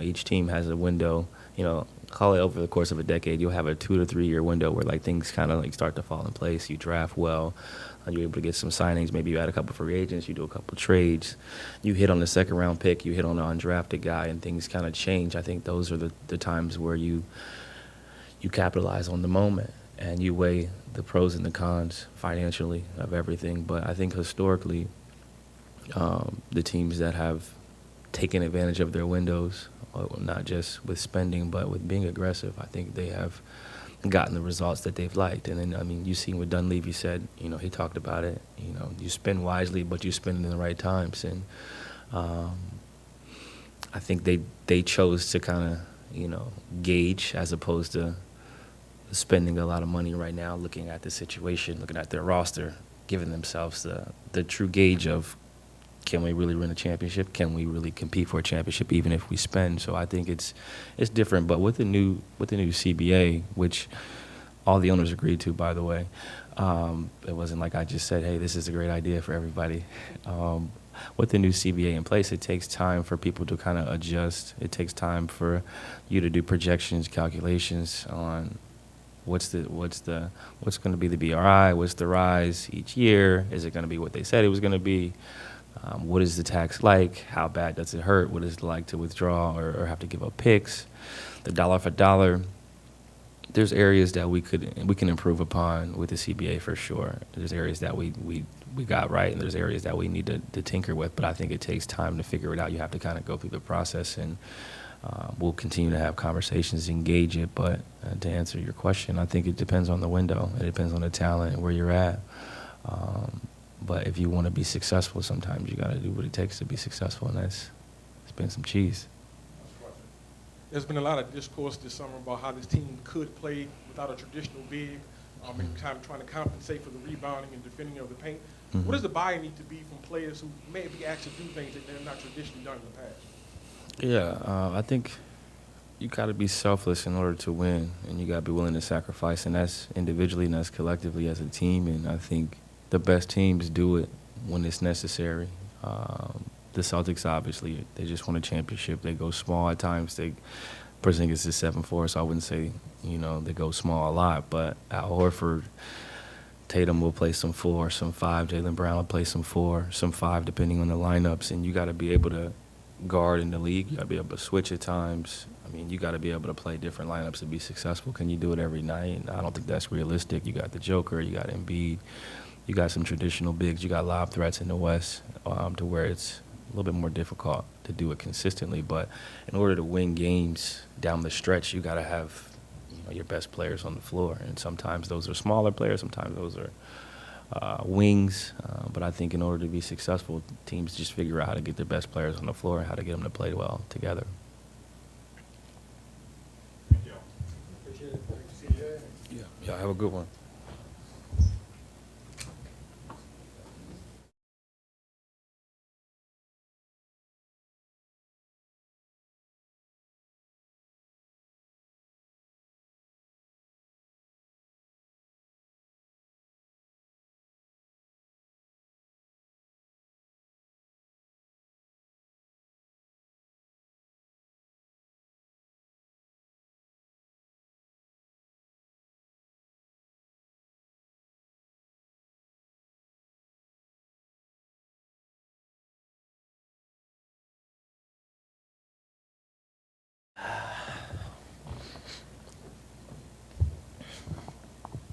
It's been a couple months since the trade. Just what's the acclimation process been like for you and your family, coming to New Orleans and all that? I mean, it's been great. When you live your life thankful and grateful for, the blessings you have, everything, else is easy. So it's been smooth for me and my family. And I think you put on social when the Josh Hart stuff happened, like, hey, I'm excited to be here. Just, I know it's really early, but why are you feeling like this is a place like, you think you can be comfortable and all that? I mean, I get paid to play basketball, something I love doing, and, obviously it became a workplace for me. And then other than that, this is a beautiful city, great people, loving, caring people, a lot of great food around here. So, we're excited. We're excited just to be here and build. And when you went from San Antonio to Atlanta, I'm sure there was an understanding that your role was going to look different. And I'm guessing that's the same mindset coming into this situation. I guess, where do you expect your game to change or look different now that you're adjusting to this new roster? I mean, I fit in anywhere. I love the game. I study the game. Obviously, new situation, different opportunities. Excited just to come in and work every day, learn and win basketball games. I'm not the coach. So, that's Willie's job to figure out all that type of stuff. But, on the floor, I'm excited to defend at a high level. And then, my job as a point guard, it's a dream to have this talent around you. So I'm excited to make all these guys' life and jobs easier. And getting to spend time in Cali with the guys and have most of the group together, I guess what was your kind of takeaway, just getting to see everybody in the same room at the same time and kind of just envisioning what it could look like? I mean, it was great. Obviously you don't take, big steps. It's a journey, a long journey. And, through the ups and downs, the good and bad, you just take your time with everything. So, really it was just great to be around the guys. Obviously, I'm a new guy on the block. So, I was just excited to be around everybody, already been in communication with everybody. So, it was great just to be around, for a few days. You mentioned how smooth your transition has been to the city. What's been maybe the most fun part of your adjustment so far, whether it's been reaction to people on social media or people that you've run into in person in New Orleans? I've heard players in the past have said that one of the funny things about New Orleans is that there's like thousands of coaches here, like people that are going to give coaching advice and stuff like that, or advice to players. So what's been the most fun part about it so far? I mean, the fun part, just, being here. Like I said, I'm thankful and grateful, for my blessings. Each and every day I'm blessed to wake up. I give thanks to God. So, like I said, I'm thankful and grateful to be here. I'm still trying to figure out and learn everything, taking a day at a time. But me and my family's thankful and grateful. One thing I can say, though, is the potholes, man, everywhere. It reminds me of my neighborhood. I feel like I'm in the back streets of my neighborhood everywhere I go. So that's one thing I do not like. Just when you look upon your career, you started off in San Antonio. Your first few playoff runs, your role was being more of a complimentary player, and then now you've gone on and developed into even being the guy in some of the playoff runs you've had in the recent past. Just what can you tell us about your journey to get to where you are now, and then now how can that translate? Just having the experience to be one of the guys, but also now having the experience to be the guy. How does that translate to this team and all the talent it has? I mean, for me, my journey came off of just, belief, confidence, working hard, and like I said, being a sponge to learning. So, each and every year I keep that same approach, and, I just try to keep a mentality when I'm working and studying and stuff that, I haven't done nothing, no matter what it is on and off the floor, I'm trying to make it. That's a mentality that sticks with me and allows me to stay level-headed and continue to work and be a sponge. So I'm going to continue to work and learn, and the journey is far from over. This is just another chapter, and a chapter I'm excited to, see how it, comes out. So, that's really how much I could put it. CJ said that y'all two share a birthday, so I'm wondering how things may have changed from just a text message to maybe a little bit more gifting celebration, but also what do you look forward to playing with him in the backcourt this year? I mean, that's my guy. A lot of people don't know this, but, when I got hurt back in 2017, 2018, CJ reached out. We didn't have conversation like that. It was just a respect from afar, and also, like a guy like me, I respect the guys that paid the way that's done this before me. So when I used to see him in Portland, it was always love and smiles. So, when I got hurt, he sent me over 10 to 15 books to read. And it just spoke, high volume of his character, who he is as a person. And, on the basketball side, he's a dude that could shoot the ball. He could score the ball. He got size. And, like I said, I'm here. I'm excited to just make his job easier, A couple of days ago, he was asking me, he want to ask me where I like the ball and all these different things. And I'm like, bro, I'm the guy that's here to get you the ball. You know what I'm saying? So, you know, I'm excited. It's a point guard's dream just to have this much talent around, and I'm just excited to, you know, help all them guys. Say that again? I mean, I didn't get to read all of them. It was a lot of them, you know. It was the thought, you know, the thought that meant everything. You know, a guy that never met me and just seen me here and there and just sent me books. So, you know, I was thankful for that. When you look at your role as a point guard, you talk about making things easier, and Griff talked about you being an alpha-type personality and the leadership that you bring to the locker room. Also, do you feel like it's your responsibility to push guys beyond their comfort zone because there are going to be roles that maybe players have not had to embrace before? How important is it going to be that extension of Willie in holding people accountable on and off the court as the point guard? I mean, for me, just a natural-born leader, not talking basketball at life. You know, I have responsibilities at 11 years old, 12 years old. So that allowed me to, you know, be the leader I am today, you know, and it just translates over to basketball, which, you know, is my job and what I love to do. And, you know, so that's the easy part. That's just natural. Who I wake up, I believe in who I am. I'm confident in who I am. And, you know, when it comes to the basketball side, I feel like if we play in the right way, you know, everybody should have some success. You know, it's that simple. You know, I know it's easier said than done, but if you play the right way, defend at a high level, you know, guys will be happy as long as we're winning. Because what I'm saying is, how unafraid are you to be, for lack of a better word, the a-hole? You know, I mean, like when that becomes that. Afraid ain't even in my vocabulary. You know, I walk out with my chest out, you know, my head high, you know, no matter what it is, good, bad days. You know, but at the end of the day, like I said, I'm here to help these guys, but also they're here to help me too. You know, it's a collective thing. I don't think it's just an individual. And, you know, for myself, I think it's just going to stand out, you know, because I'm a natural-born leader. I don't bite my tongue, and I'm not going to tell guys to do something that I'm not living or standing by. So, you know, like I said, I'm just excited. Dejounte, there's been a lot of talk just this offseason about fit with you and Brandon Ingram, and I know that's going to take some time to kind of figure that out in preseason camp and in the preseason and the regular season.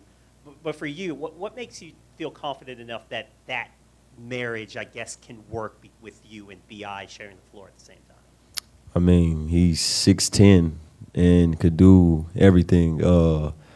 So for me, just being a point guard, watching him, you know, we go way back. Me and him's the same high school class. We've been, you know, close since then all the way to now. So, you know, with a guy like that, I feel like with his size, you just put him in spots and, you know, let him work. But also knowing, you know, putting him at the elbow, the top of the key, the blocks, his size, and, you know, just how well he shoots it in that area, and knowing he's a willing passer, you know, the guy at that size that could pass the ball. So just making his job easier makes our job easier. You know, he's going to force a lot of doubles, so it allows us to get open shots or, you know, from good to great shots. And, you know, at the end of the day, you know, if you work hard, you study the game, and you know, you just a sponge, like, and you love the game and you're willing to sacrifice to win, it's going to show. You know, the guys that's sacrificing to win, the guys that's not. It's just how the game goes, you know, not even just for us, for every team, you know, but specifically for the Pelicans. We just got to buy in and, you know, sacrifice and,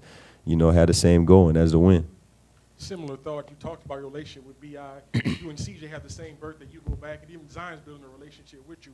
Kind of how important to have chemistry with some of those guys, some of the main guys here off the court, before you kind of build that repertoire with them on the court?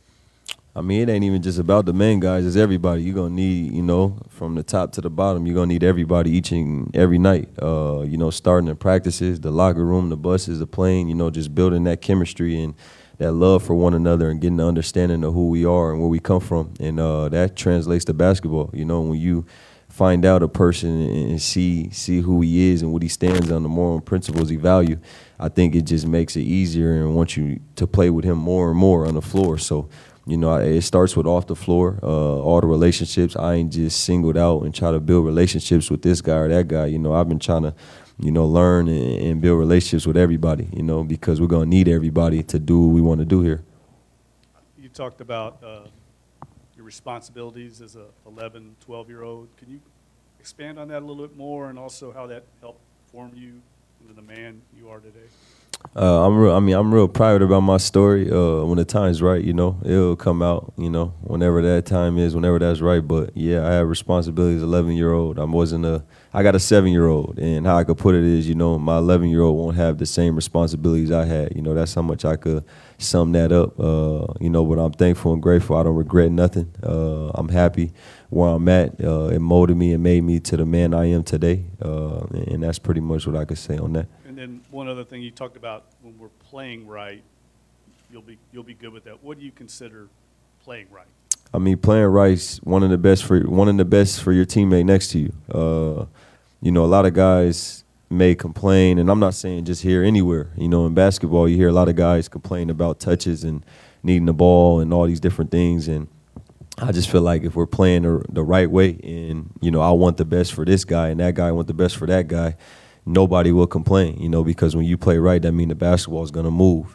So it could be your night, his night, my night. And, that's what the winning teams all have. Those are the traits they have, playing together and defending at a high level and wanting success for their teammate, and if we had that mindset, which a lot of guys, everybody here works hard. I'm pretty sure dudes study the game, love the game. That's why they're here in the NBA. So, we do all those things and just stay together, because it's going to be highs, it's going to be lows. But I feel like you stay in between and never get too high and never get too low. We can have some success. I know it's early, and you're going to spend a whole lot of time with these guys, but have there been any standouts for you just working out with them or in some of these scrimmages, some of these informal workouts, just getting to see some of these new teammates up close and personal? Has anyone stood out to you really or their game? I mean, everybody been here working, in the weight room, on the basketball court, handling their business. The guy I want to see, do more is Herb. I told Herb, I've been on Herb. I don't want to see him just defending. I want to see Herb like in transition. If he see just one guy, he's so athletic and he can go finish and he'll dunk on you. So, guys like that, just staying on him, telling him we need you to be, a complete two-way player. And throughout your career, you've shown, you got a lot of versatility. You can do a lot of things on the floor. Do you think being on the team with, guys like B.I., Z, who can score consistently every night, that'll allow you to kind of show those other parts of your game? Do you think that can be you at your best when you don't walk in feeling like I got to score 22 tonight just to give our team a chance? Man, that's what I'm most excited for. Like I said, as a point guard, I'm excited to make all these guys' jobs easier, but also, keeping that chip on my shoulder, knowing who I am. But at the end of the day, man, I'm just excited to get going with the guys. Yo.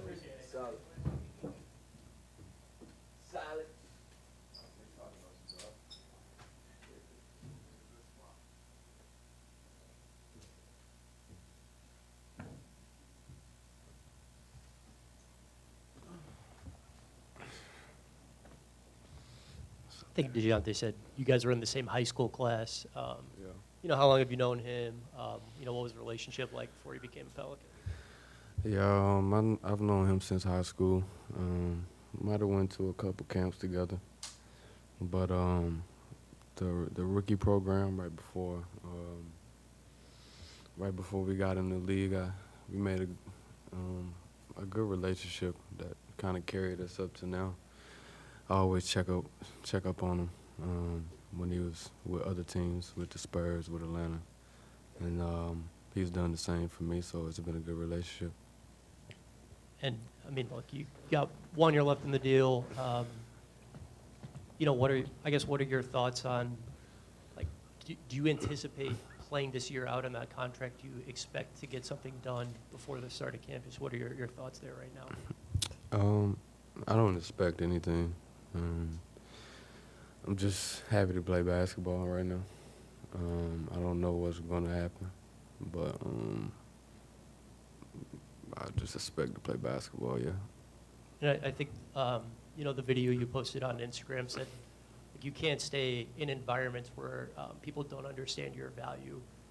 Like, what can you say just about, like, I guess, what fair value is or anything like that? What is your question?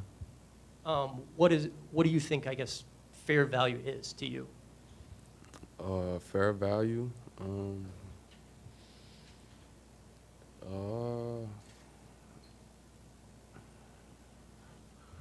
I mean, I don't know. I guess you got to do your homework. I guess you got to analyze what people do well, what they don't do well, what are their habits, what is their character. And then you look at the work. You look at the work they put in and all they've done, how they treat people. But it's measured in a lot of different ways, of course.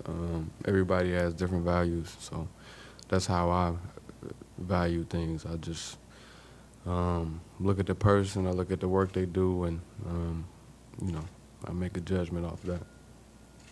I know most summers you like to unplug and kind of get away from things, but for this summer, I guess was it difficult to kind of get away from the noise and kind of handle the amount of talk there was around you and the contract talks and all that kind of stuff? Well, actually, it was the easiest summer. Got a chance to get away and really kind of reflect on not only the season, but reflect on life a little bit, who I wanted to be, who I wanted to be known as, and what values that I wanted to show every single day. So I had a chance to get away. I had a chance to get healthy and enjoy playing basketball. And I guess what were some of the conclusions you came to after doing some of that self-evaluation? I think the biggest conclusion that I came to was, how long I've been playing the game of basketball, where I started, where I got the love for it from. And I had to kind of go back to that, growing up in the gym with my dad, having childhood friends, playing basketball with my childhood friends, and, not really kind of relying on anybody to give me the okay to be who I want to be. And that's just some of the things that I thought about. When we spoke in April, you mentioned perhaps needing to add a point guard to the team and how that might help you get to some more of the catch and shoots and perhaps open up different spots on the floor for you. The team went out and added Dejounte. Just how do you feel about that? A, that addition. B, just how your game's going to fit around with him around. Yeah. Well, I think adding talent is always great. Having a player like him who's a really a bad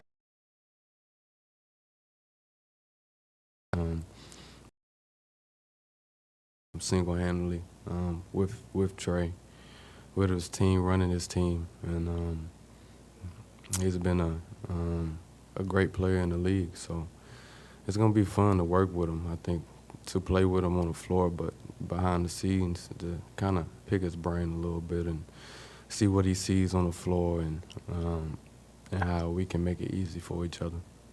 Willie talked a lot about, quite frankly, he said, B.I. get your threes up is something that he's going to say often. Who going to say that? Willie said that. So, is that something that you've, wanted, have you looked at older film where you did shoot more threes or things like that and thought about incorporating that, how you might incorporate that back in the game? And then the other part is without Jonas, there isn't really somebody this team can throw the ball into in the post. And you've shown at times the ability to post up in the mid-range, in the mid-block and on the low block. Is that something that maybe that you also want to add to on a team that has so much perimeter value to maybe add something to the offense that way? Yeah. I think I actually haven't watched any old film of myself because I didn't want to pick up any old habits. I wanted to kind of just visualize the game, go in and learn some new things, work on my handle a little bit, work on some different things. And so I haven't looked at that, but I have. I've worked on shooting the basketball, yeah. So I'm pretty confident doing that.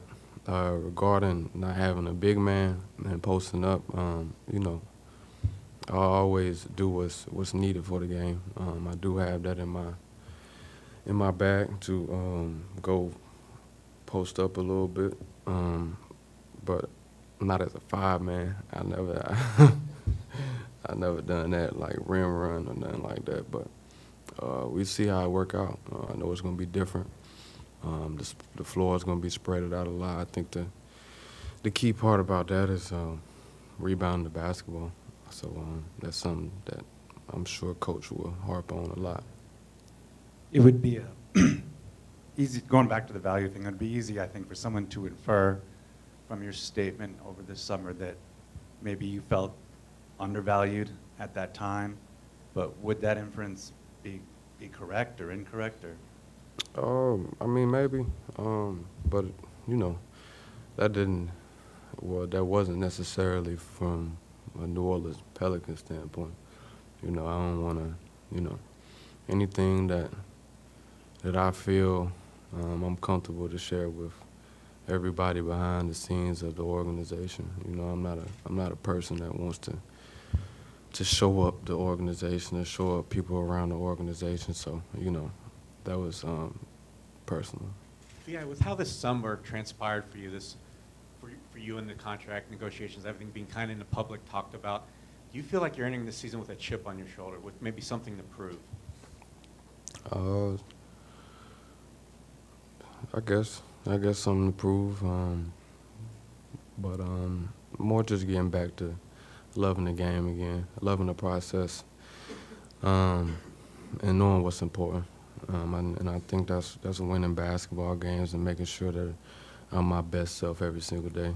And I think I have a good mindset to do those things. Did you come to that realization after last year? I know if you remember, but you told us that it was the worst season you ever had here in New Orleans in the uniform. Did a lot of what happened last year made you think a lot about what you want to do this upcoming season? Absolutely. I think when you go through things, you think about things and you definitely want to fix them up. Pain changes you a lot.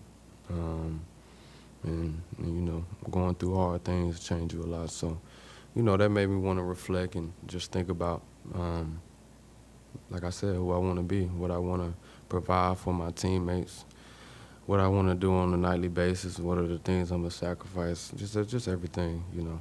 And I had a long enough summer to do it. There were talks about you not attending the team's voluntary workout, and Griff kind of came here and said that physically it didn't make sense for you. Physically, how are you now? And then mentally, how are you preparing for the season to try to block out some of the distractions? Physically, I feel good. You know, I've gone through some progressions. I've gone through some ups and downs this summer. I'm trying to get this knee back healthy. And it's actually was a long summer trying to get the knee back healthy, but, you know, I'm finally at the end of it. You know, I've been working out hard, working out at 100%. And, you know, I'm ready to go. Did it require surgery or anything? No surgery, no. And for a lot of guys in your situation where, you know, there's a failure to come to agreement on an extension and stuff like that, a lot of times that leads to, you know, friction or tension with the team. And Griff has been consistent in saying, you know, that doesn't exist between you guys. I guess, would you agree with that sentiment? And if so, what's allowed y'all to kind of stay on the same page regardless of what's going on with some of the off-the-court stuff? You know, me and Griff had some conversations, a few conversations. But at the end of the day, it's a business. And it's basketball, and as long as I do the basketball part, the business is going to handle itself, whether it's here, whether it's somewhere else. But, you know, I just got to continue to put the work in, and that's all I've been kind of thinking about to keep me going forward. Just, you know, I got to do my part. I got to play the game. I got to be consistent and be healthy and show who I am, and then on the other side, take care of yourself. And the playoff series last year, obviously, it was tough for y'all as a team and for you individually. I guess having some time to kind of reflect on that and look back on what happened in that series, I guess, what was your takeaways and how do you feel about just kind of bouncing back from that? I think my takeaway was, you know, the biggest takeaway for me was communication. You know, coming back from an injury that was, you know, hard to come back from before playoffs. It's you know, we all know that 5 is better than 1. Everybody being on the same page is a big thing. So, you know, I just learned communication when I'm coming back from injury like that, how to communicate with my coach, how to communicate with the organization, how to communicate with you guys, what I'm really feeling. You know, in times like that, you try to be a superhero and not having and putting everybody else over how you really feel. So that's what I kind of learned, just, you know, ways that I could communicate with my coaches and my teammates to not only put me in the best position, but put us in the best position so we can succeed. Appreciate it.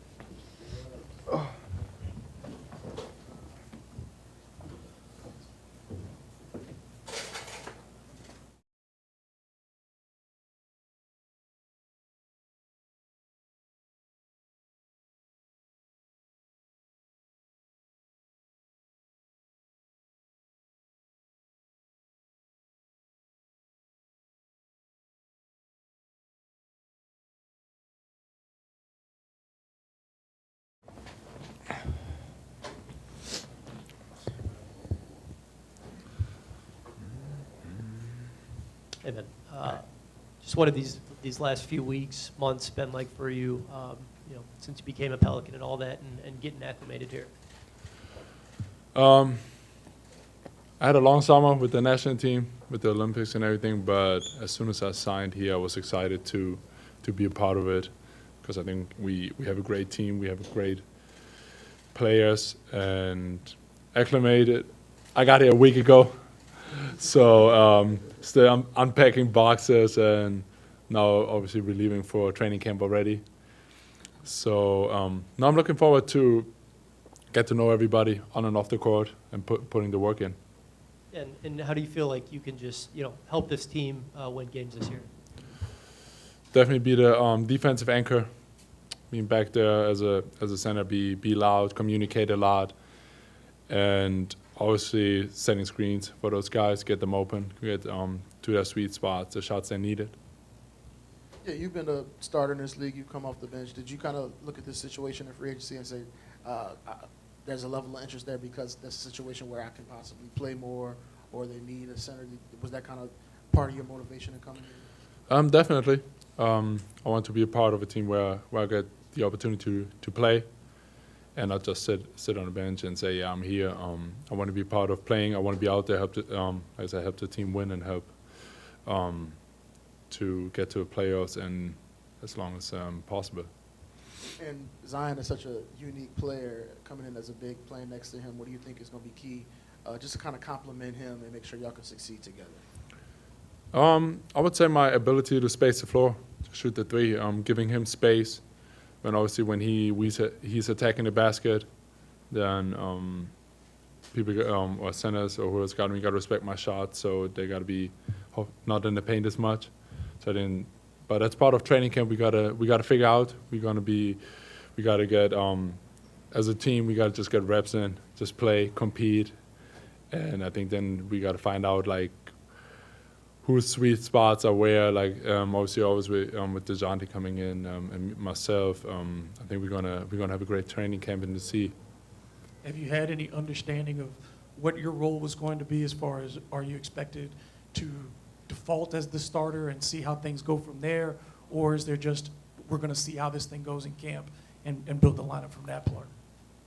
There was no communication about this strictly yet. I think it's for us just go into training camp. Like I said, just go out there, go compete, and then obviously get to know each other on and off the court. That's the biggest part of it. And then we go from there, I think. When you talked about your decision to sign here and the opportunity that you're going to have to play, also, what did you think about the talent here in terms of just how much young talent there is, whether it's Zion and all these other guys that have done a lot already early in their career?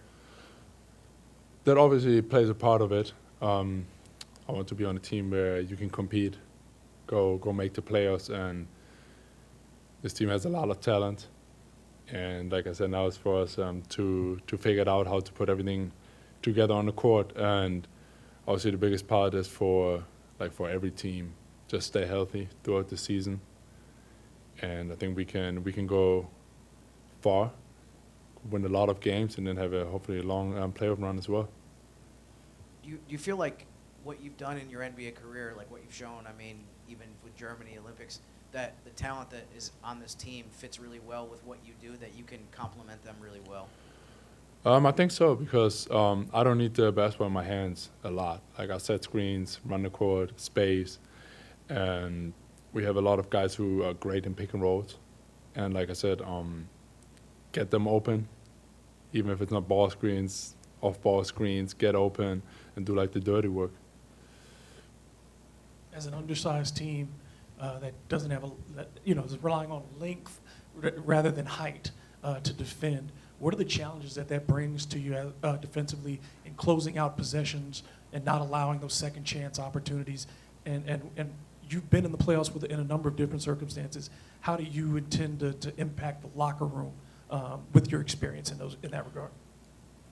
I think first of all, even if we smaller, first, like we're gonna play fast, and on the defensive end, we gotta hit first. Like you gotta be physical. Like you can't have teams when they have bigger players or whatever it is, have you walk down and to just get to their spots. Like you gotta be physical, hit first mentality, and then, like I said, you gotta close up possessions. Like you gotta have everybody getting in there, get rebounds. It can't be just one or two guys. Like you gotta secure the rebounds, and then we can probably play fast. Like I think we are able to is pushing the ball, and then in the locker room, I think it's just being one of the older guys now. CJ's still older than me, so just being playing the vet role a little bit as well. Like help younger players to, when they have questions, just being a positive voice in there as well. Like I've been in the playoffs a couple of years, been to the finals. Just helping them out, like especially we have with Eve and Carlo, two rookies at my position. So that's what, when I was in Boston, Al Horford, Aaron Baines showed me the way in the NBA. So hopefully I can give help those two as well, and like just having a long NBA career. What are your impressions of Zion as a player when you played against him? Obviously a unique player, extremely physical, and then obviously his vertical ability to finish above the rim is pretty impressive. So, like I said, I think I can help him to get open, get teams matching up with him and bigger guys against him, put sometimes fives on him, so good screens, get those guys off him, and just, like I said, create space for him, like, because he's unique downhill. I think there are many guys who can stop him when he, especially in transition, or like when he got the ball, just go downhill, touch the paint, and then create from there. That game against the Clippers last year, when Zion had a good game against guys this week, there was a lot of 4-5 pick and roll. Did you feel that out the court of, like, the Pelicans were just hitting that pick and roll with Valanciunas and Zion like every possession? I think that's part of what I just said, because teams match up with fives against him to have taller guys, bigger guys guarding him, especially at the rim. But then, like, setting screens with guards and just give him a different matchup that he can attack downhill is going to be a big part of it. How do you balance like your own workload and working for this season to make the playoffs and the late Olympics after that?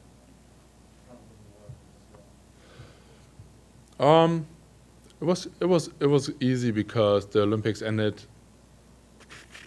August 10th, I think. So it's like I had a bunch of time to get away from basketball, take care of my body, and then start ramping up again. And just also for my mind, just being fresh and excited for the season. What was the Olympics experience like for you? I mean, Paris, everything has been involved in that. It was a great experience. Being part of it was my first Olympics, and obviously we didn't get the medal we wanted to. But just being part of it, being in the village, being around like 10,000 athletes from all type of sports, from like marathon running to weightlifting to whatever, just seeing in different cultures, different countries. It's like the whole vibe was just like, was fun to be a part of. I saw him in Leh. We got to talk a little bit, yeah. Perfect. Thank you.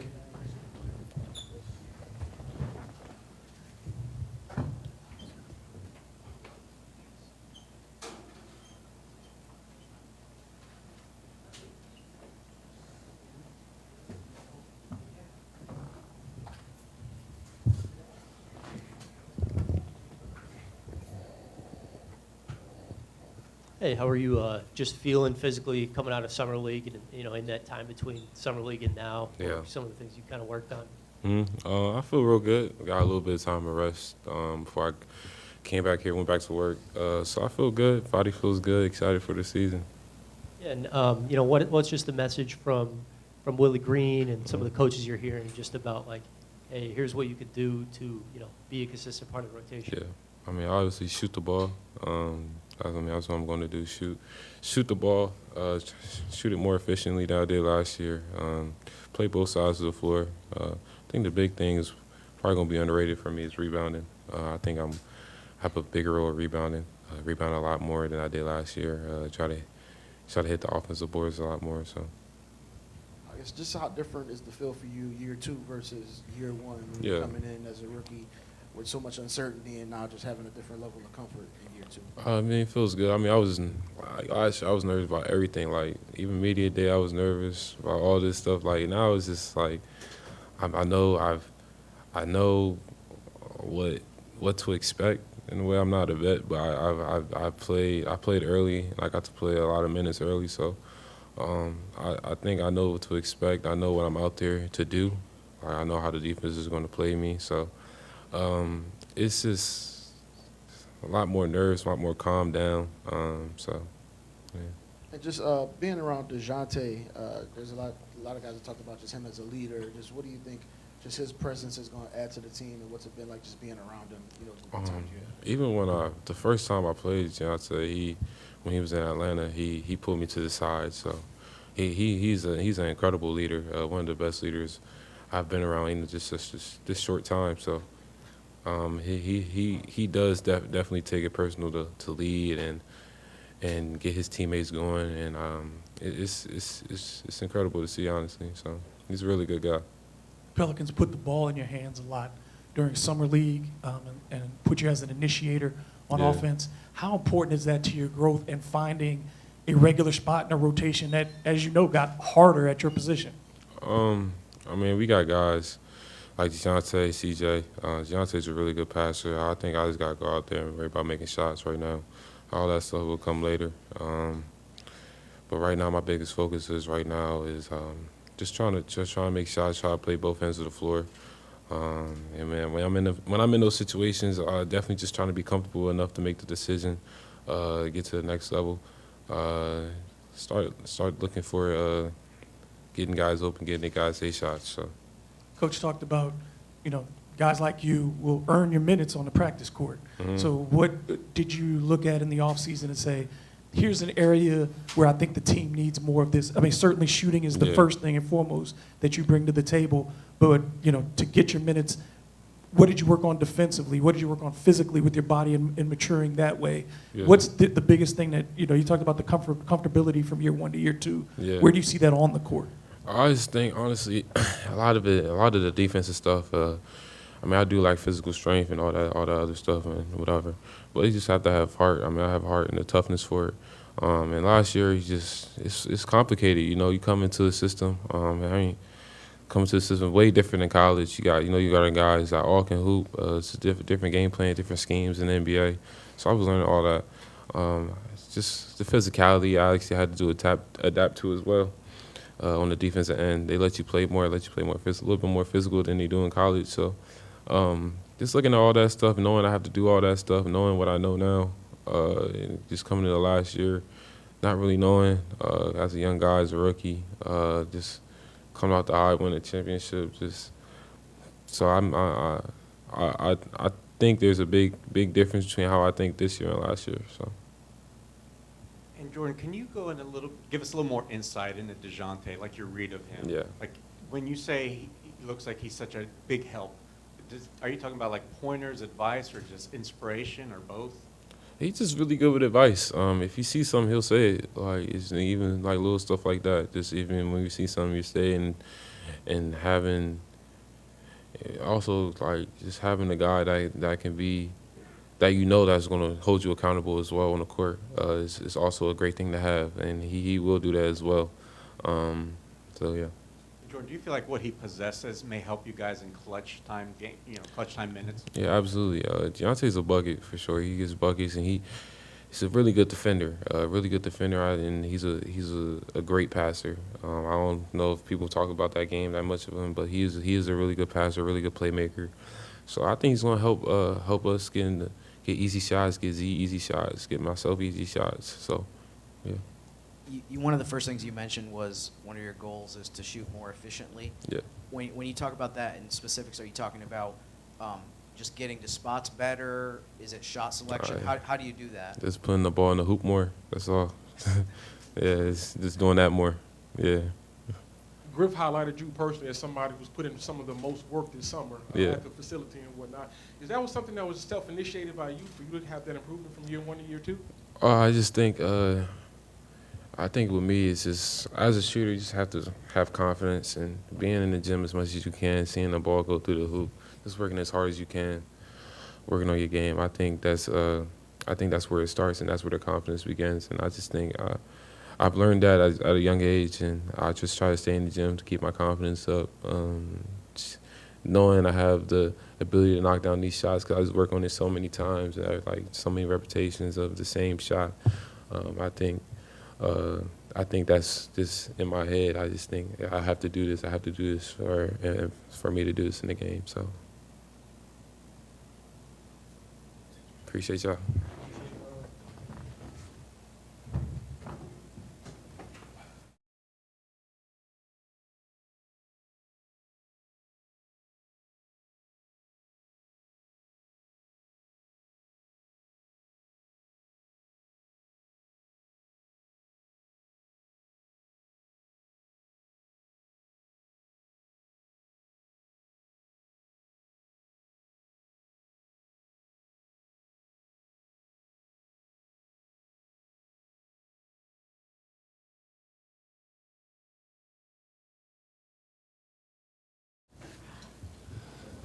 Good morning. Good morning.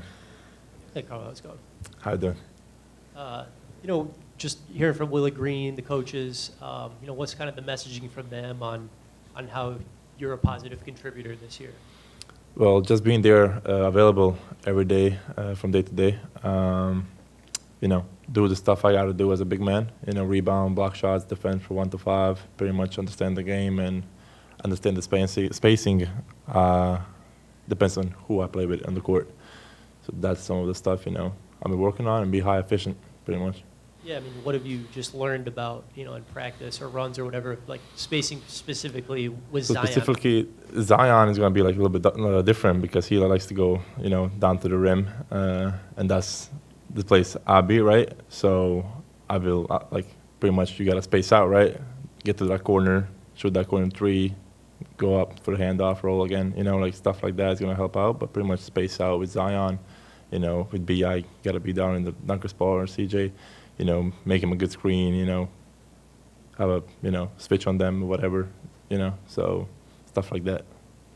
You kind of had a unique path as a rookie, coming over from Europe late last year, spending some time with the team, spending some time in Birmingham. How much do you think that's helped prepare you going into this year? Well, I think definitely that Birmingham few games helped out a little bit. You can see that in the summer league, I think, too, because last 2 summer leagues, it was kind of hard for me to find, what's the meaning of this basketball, kind of type of in the summer league. It's not the same on the when we look at the practices and stuff, you see it's not the same as summer league or stuff like that. It's not even close. It's different type of basketball, closer to European. Between if I'm going to look at European basketball, summer league and NBA or G League, it's going to be like that European G League closer to the NBA than the summer league. But just experience of that, fast game, what the game searches for, what the people want, from you on the court. It's kind of different than Europe, but I think Birmingham helped out, and the summer league and the time I was able to be here and practice with the guys and be on the court with them, that helped out a lot. Translate my game from Europe to here in a way. And having that experience, where do you feel like your game has improved the most? Just reading the game differently, kind of, like reading the spacings, and I think body-wise and shots, actually 3-point shot, I think throughout the year, I think I improved a lot. 3-point shot from like not shooting them to shooting 40% in Europe, 33 in G League, with not too many games and shots up, but still it was there. And then that corner three that I've been working on a lot. Pretty much that, and just reading the game, knowing the players, I think is gonna help a lot.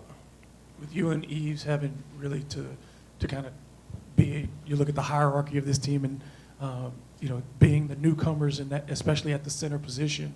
When you look at that, how do you adapt when you had the minutes in summer league, you had the minutes with the G League team to get your shot and have those opportunities, to knowing that when you do get in, hey, I may get one shot, I may only have a couple of opportunities offensively. How do you focus on making a contribution to the team on a consistent basis when your minutes are likely to be inconsistent? Well, that's that part of being professional. Be ready for every game. You never know when the chance is gonna come, right? You never know as a rookie. Like I'm my position, as I said, Missy's there, Tyson.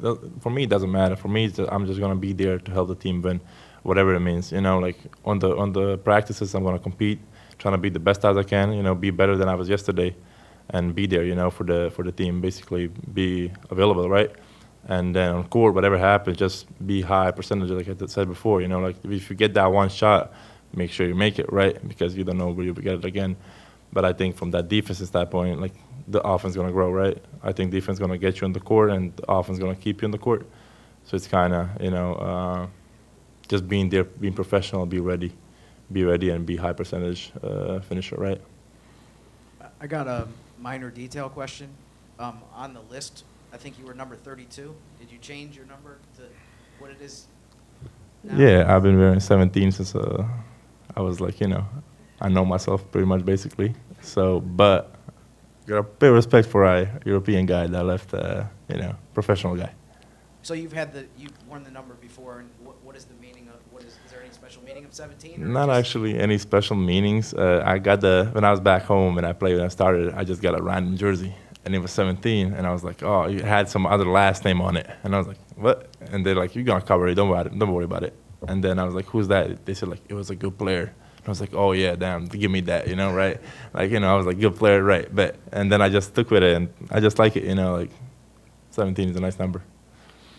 It sounded like Daniel Tice has only been in New Orleans for a little while, but have you had a chance to talk to him as far as a veteran big that has a lot of experience in the NBA already? Yeah, he just came in like, a few days ago, so it's kind of, been hard to catch up a little bit. He has a lot of stuff to like go through and checkups, whatever. So we didn't have time, to talk a lot. But as soon as I got an opportunity, definitely want to talk to him. But European, been through the league, played with some Croatian guys, so it's kind of, he could understand me, I think, easy. So. What's it been like for you in terms of being in New Orleans the city for an extended period of time for the first time for you? Well, I enjoy it. I'm hoping to see more of this weather that's coming up, like a little bit, smoother, less humidity. But I like it. People are really nice, like really like social, talkative, like positive, and it's not too big of a city. That's good, like not too many trouble, But I don't know. I just like it how it is. Enjoying some spots I found, just like, I like to go for a walk a little bit. City Park is real nice. Still have some place to check out, but pretty much I'm focused, being to the gym apartment, And Carlo, you mentioned that what you worked on over the summer, and that Daniel Tice is here and stuff. But do you sense a real opportunity for perhaps jumping in the rotation? Larry's gone. You just mentioned JV, right? He's moved on. Do you sense a real opportunity? Have you had a chance to have a conversation with Willie kind of about that? Well, still, I think it's kind of early. We're going to see more about after training camp, right? But like I said, being professional and being ready, the time has come. We can be like immediately. It can be after 20 games. It can be after 60 games. You never know, right? But I'm just trying to be professional, be ready, and be in court and be available. Like working out, like I did before. Every day throughout the day, and then pretty much, be there. Is that something you did take away from Jonas? Because he was a guy that in his seasons here didn't miss a game. And Iron Man, yeah, right? So, is that something that you take that approach of just being available is so important? Well, I think definitely is as a rookie, especially being available. I think you're gonna get that standard. Okay, he's gonna be healthy definitely, no matter what, right? So if there's no question about you being healthy or not, stuff like that. And there's always question can he be healthy throughout the seasons? Can he do this and that, right? But I think being healthy and available is gonna help you. Even if you have some bad streak, but you're still healthy, being available, working through it, right? I think that's gonna help out a lot. No matter it's good or bad, I think you can just grow up from that, from that point on. So basically, be available, ready. That's the word I like to use. So. And you talked about this year's summer league being a much different experience for you. That one particular game where you had 25 that got a lot of Pelicans fans excited. Was that an important game for you? Kind of a moment where you were like, okay, I do belong. I can succeed at a high level in this league. Well, I don't look at the games like that before the game, right? But when it happened, I was kind of glad, that it happened. I don't care what the people gonna say. I care what gonna coach and me gonna have talk about. That's what I'm caring about, For the people, it's negative comments, whatever, positive, thank you, So it's kind of I'm glad it happened, people just of course I see the, media stuff. So it's people show love and support and they get it going, Carlo crazies and stuff like that. I saw that. That's some of the things, but it's funny, but yeah, the game was good. Happened to be I kind of showed a lot of stuff I can do in one game, so I think that mattered. That was good. So basically glad it happened, but I don't think one game determines a player. So it's kind of, just glad it happened in summer league, to show out that I can do all of these things I do, That's it. Thank you guys. Appreciate it.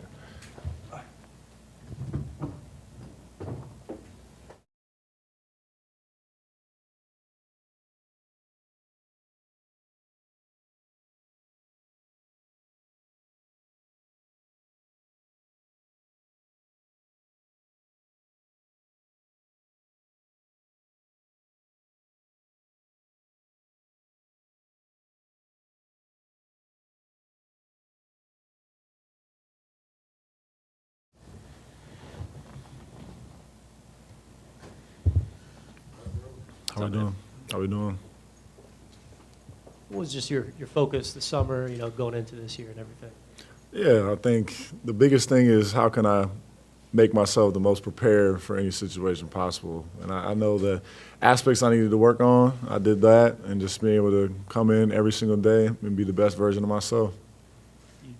There's already been a lot of talk just about this roster has a ton of wing talent, not the true centers, 7 foot, a lot of experience there.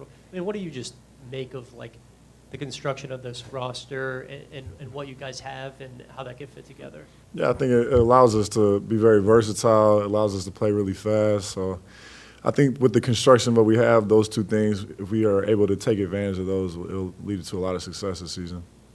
And getting a year under your belt to kind of play with this team and feel how you got to fit with these guys. How important was it this summer for you to kind of just work on that perimeter shot, understanding just spacing and being around Zion and all that stuff? Yeah, no, I think it's super important. Definitely being able to knock down that corner ball or wherever it is at allows the open space up for everybody else on the court. So, I definitely took into account what I need to be doing to help this team out, and I think that's a super important aspect. Yeah, and it felt like pretty much from day one when you got here, you fit in with all the guys. You guys got really close really quick. What do you think allowed you to kind of just fit in with the locker room as well as you did earlier? I already knew some of the guys before I got here, same draft class. Me and Jose have the same agent. So I think those little things like that, same draft class was really important. We're all kind of similar ages. So I think we can relate in a lot of different ways. So it just made it really easy being able to come here and fit in right away. You mentioned how, you've worked on the three-point shot. One of the things that Griff mentioned earlier today was how we saw Zion shooting the mid-range shot in a couple games. Is that something, he was saying, that might be something we see more of. Is that something that you guys have focused on telling him is like, make sure you just keep taking those shots and it'll open everything up for you? Yeah, I mean, like you said, I think just being able to knock that shot down, just be able to open up the floor for him because, he can get to the rim whenever. So I think being able to have that aspect to his game just makes it even harder for everybody to guard him. You said you and Jose are the same agent. What's it like to see that business get done with Jose and him kind of being real happy about getting the extension and everything? Yeah, no, I think it's great. I think it's well-deserved. He's a great player, great guy. He brings a lot to the table, so it's awesome to see things like that for a guy like him.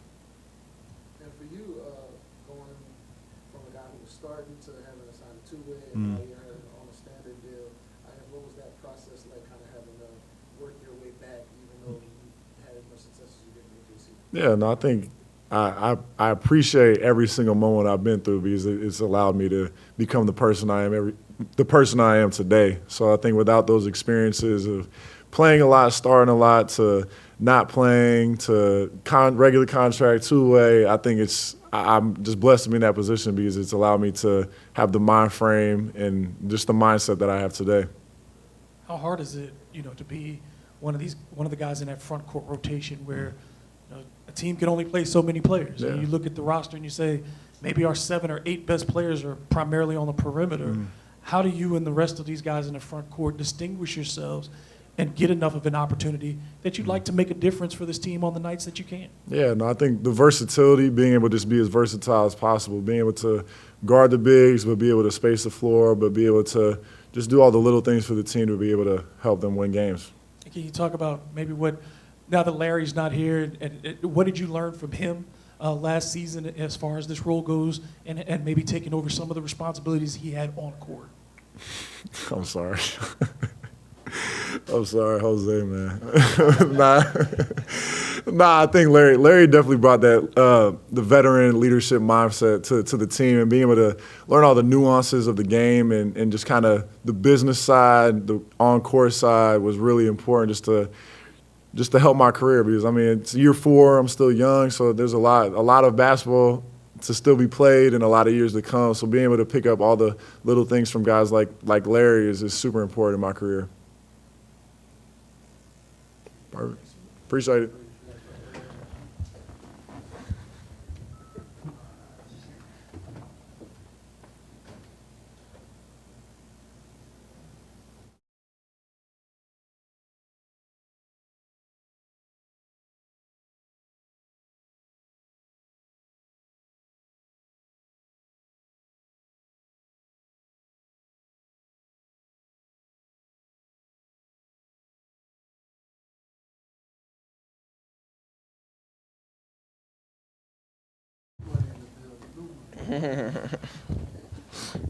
All right. It's good back to be back here. That's how true it is. Yeah. Not good. Not good. All right, here we go.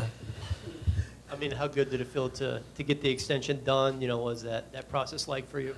I mean, good. Obviously, everyone I think in here knows the story that I've been, trying to continue growing and just growing. It's a weight off my shoulder, and I'm just ready to go hoop now. I think it was more of a security thing, and man, I'm glad it's just here, and I'm glad I got the opportunity to do it for me, and just keep being Jose and keep on showing that I belong. That's never gonna leave my my vocab. Belong. Make sure that you keep on showing that you belong. The security thing, like, hey, I just don't want to have to, think about it, I guess. Yeah, I mean, it's more of a not think about it, but, man, it's just a blessing to be in a situation to even have a conversation and, get this done. So security, yes, is a big thing, but, it's a great deal for me, just overall for everything. I want to thank the organization. I want to thank, the city, my family, God, and, just the fact that I'm in this the fact that I'm here and today I signed it with my family gonna be beside me is I can't make that up. You can't tell me nothing. I'm a kid at a candy store right now. I'm just excited and I can't wait to just keep on hooping. This team, has a ton of talent. Even before the Dejounte trade, now you guys add him. So what are your thoughts on, that talent, I guess, fitting together and all that this year? I mean, that's an important thing right now. We got to fit. But right now we vibing, we good, and, we chilling. We going to go to mini camp, compete, get better, and, bring it back home to New Orleans and start winning some games. That's what we on, and I think that's what we feel. And I'm happy with the group we got, man. We got some talent, right? It's going to show, and we just got to gel, and we're going to be all right.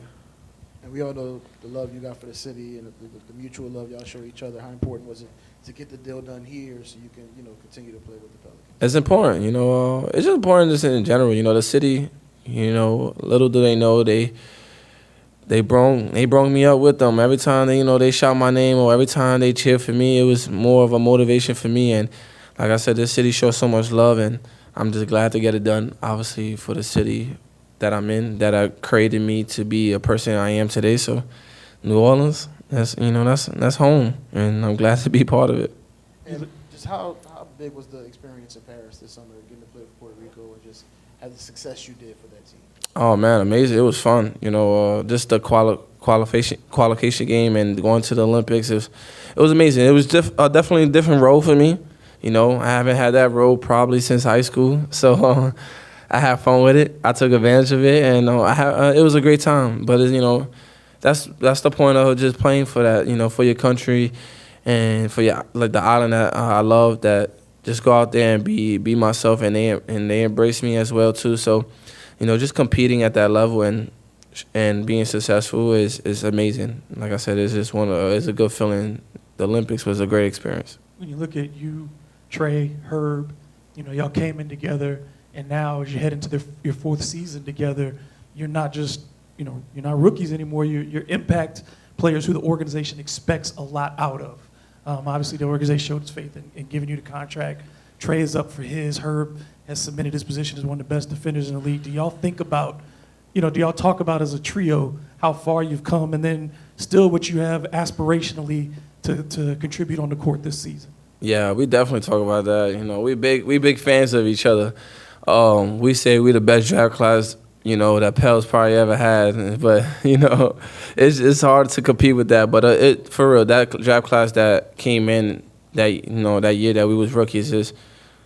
The best part of the story is just you never knew what we was gonna bring in to be guys like this. Obviously, Trey Murphy was a big time pick, but then finding Herb in the second round, he just made first team all defense. That's hard to even put in your mind. They thought he was really good, but to come out to be that good is amazing. And then to find a kid like me undrafted and to be in the position that I am and the impact that you said that we put in the game is amazing. So we talk about it a lot. Yeah, we say we're the best draft class for the Pels. Jose, last year we saw your three-point shot really become a lot more proficient. Entering year 4, what's your focus? What do you want to basically add and show us this season? I mean, man, stay right there. Continue shooting the ball. That's the only way. I mean, you shoot the ball, you stay on the court, and make shots. Because I'm going to play defense. I'm going to get steals. And, I got to be a threat offensively, at least when I'm wide open, and make shots. But me, just continue growing. I got to finish around the rim better, so that's one thing I'm focused on too. But that shot is important for me because, they can't guard Z, CJ, B.I., Murray, or, you're going to have to double sometimes. And they're not going to leave them open. You know who they're going to leave open? The man that they think they can't make shots, but I'm going to make them pay for it. So it's stuff like that. It's just little things like that. I just got to continue being a solid Jose. You and Brandon have been really close your entire tenure. I mean, his contract situation is probably not ideal. How do you just support him, as a friend and a teammate this season and all that? I mean, he's going to be B.I. He's fine. Yeah, like you said, it's probably not I don't know what he wants, but he's learning, he's improving, and he's happy to be here. He's excited for the season, and we all by his side. We talked today, so it's good to see his face smiling with the uniform on. You talked last season about growing as an emotional and vocal leader on this team, and then you lose a guy like Najee this summer, who was another emotional leader on this team. Does that kind of make you, push up your vocal leadership a little bit more? I mean, me, yeah, I think so. Obviously, shout out to my guy Najee. Congratulations to him. He's not gonna score on me. this year, so just letting you know. Nah, it's just important. I just got to bring that leadership that we both brought. Obviously it was easier because, you're human. You have off days, and when I had an off day, he brought it. When he had an off day, I brought it. So, we got other guys to be part of. I think Herb is doing a good job of that, but, I got to stay solid and continue just being Jose at all times in the locker room and, playing basketball. And I'm sure there's some level of familiarity between you and Dejounte just from Atlanta stuff. But, just what are your thoughts about him coming into this team and what he can bring? Oh, man, it's a great pickup for us. And that missing piece, everyone knows that we, feel like we missing. I think he fills that in. He's a great leader, great dude, man, great human being. And, that's actually a guy that, we talk more than often than almost every other day. He's just ready to help people grow, and he's growing too. But he's ready to take. He's that leader. He's gonna motivate us when we feel like it's a bad day. He's gonna show us how that bad day could turn into a good day. It's like he's one of those guys, and I'm glad to be his teammate. I'm glad to be his friend now, and let's win some games together now. That's it. We good. Oh, well. Kind of a random question for you. The station I cover in Mississippi, Southern Miss is the big school that we have. There's 2 Puerto Rican players on that team, Neftali Alvarez and Andre Curbelo. I'm curious if you've ever crossed paths with them. And second question, these guys really look up to you knowing that. No, I know those guys. Yeah, they good. Yeah. Yeah. I didn't know they was that close. Yeah. Yeah, now that I know, I might go catch a game or 2 over there, but those guys, man, those are good guys. I know of them, not personally, like, very well, but, I know of them, and, yeah, we had conversations here and there. So, yeah, man, I'm just happy to represent. They represent the island at a high level, too, and, to be part of that. And I didn't know they were so close, so I'll definitely be going showing love to some games. You referenced it briefly, but I was just wondering, what was your reaction to when Najee signed the contract that he signed? Amazing. We always talked about it like, man, we did something that we never thought we would do. He's a crazy man, just like me, and man, I'm just happy for him, man. I'm really, really am generally just happy for him, man. We talk almost every other day, like every day, actually. It's a friendship that we built here when we got here. Obviously, you wish you stayed here by your side, but this organization did good by him. He did good by the organization, and everybody's just so happy for him to where he's at right now. And it's unfortunate he's in the same conference with us. So like I said, we see him, and I just can't wait to see him though. I just can't wait to see him on the court. It's gonna be just like we in practice though, going at each other. So it's nothing different. And he might have his day that he might not want to talk to nobody that day, or he's gonna have his day smiling. You never know with Najee, but man, I can't wait to play against him.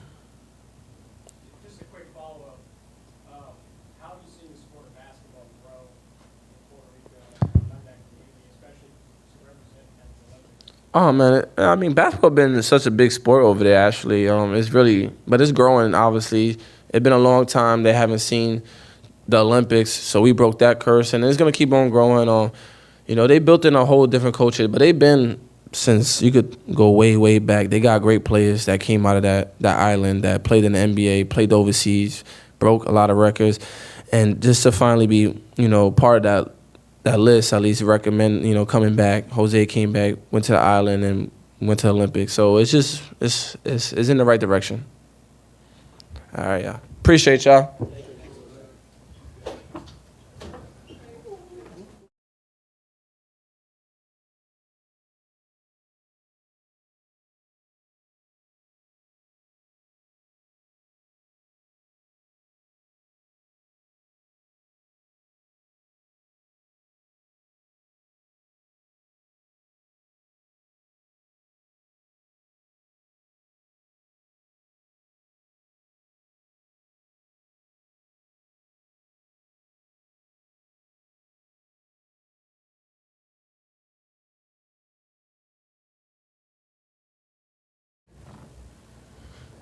What's up?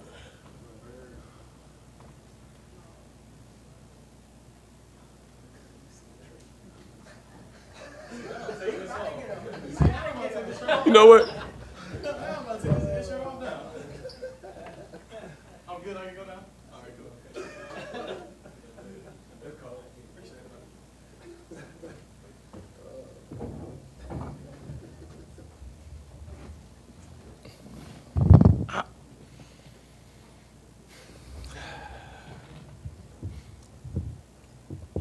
the first team campaigning for her, finally paid off. Our Defensive Player of the Year next. Is that what that shirt means? Yeah, new goals, new tasks. I just felt like first team was a stepping stone. I feel like Defensive Player of the Year is the next step for, my campaign for her. So pretty excited for that. Yeah, man. I mean, just how good did it feel to see him get recognized for the stuff he's been doing on defense for a couple years now? Man, it's a blessing. It's almost like I won first team, all defense. I was so happy for him, just because of the guy that he is, and also just, he just deserves it. And he probably deserved it the year before that, but, it is what it is. But we're just grateful that he was able to get first team all defense this past season.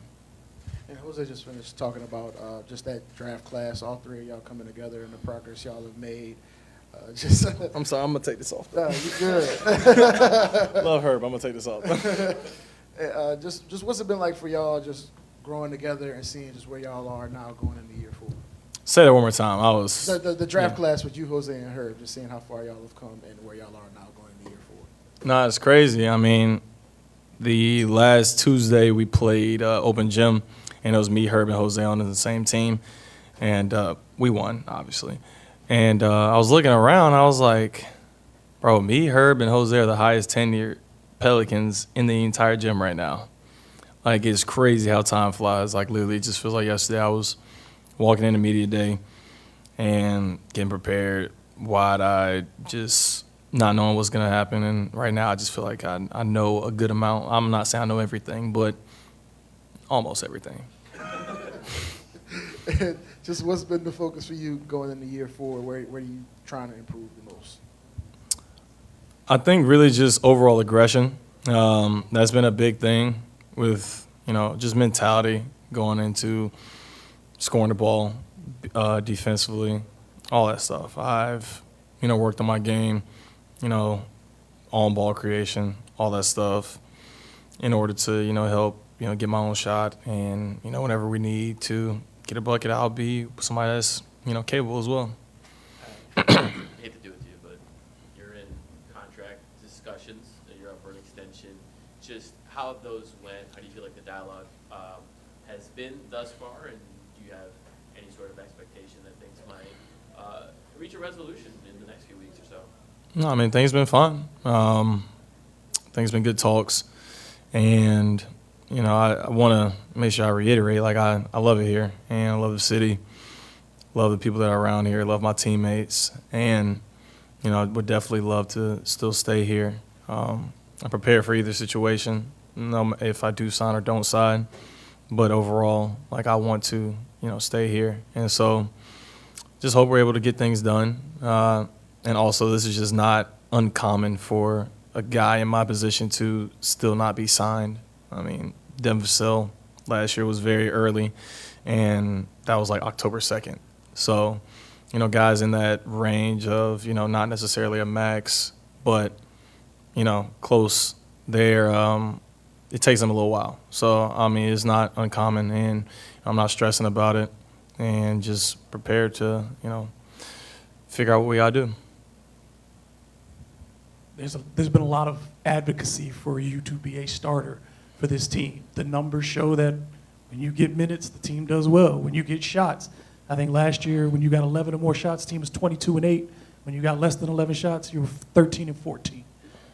Do you view yourself as a starter for this team? Do you feel that you're competing for a starting spot with this team? And if you aren't chosen as a starter based on however the groupings go, how do you play as if you are? I mean, I absolutely think I'm a starter on Lily in the NBA, just in general. I'm a starter. And it's not up to me, but, whatever happens, like, I'm going to be okay.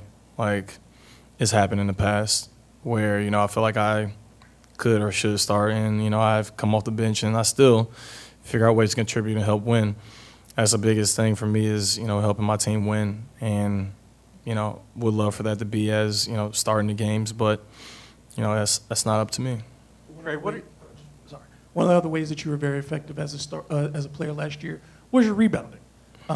This team has talked about the small ball and not having a lot of guys taller than 6'9". You, depending on reports, 6'9" or 6'10". Yep.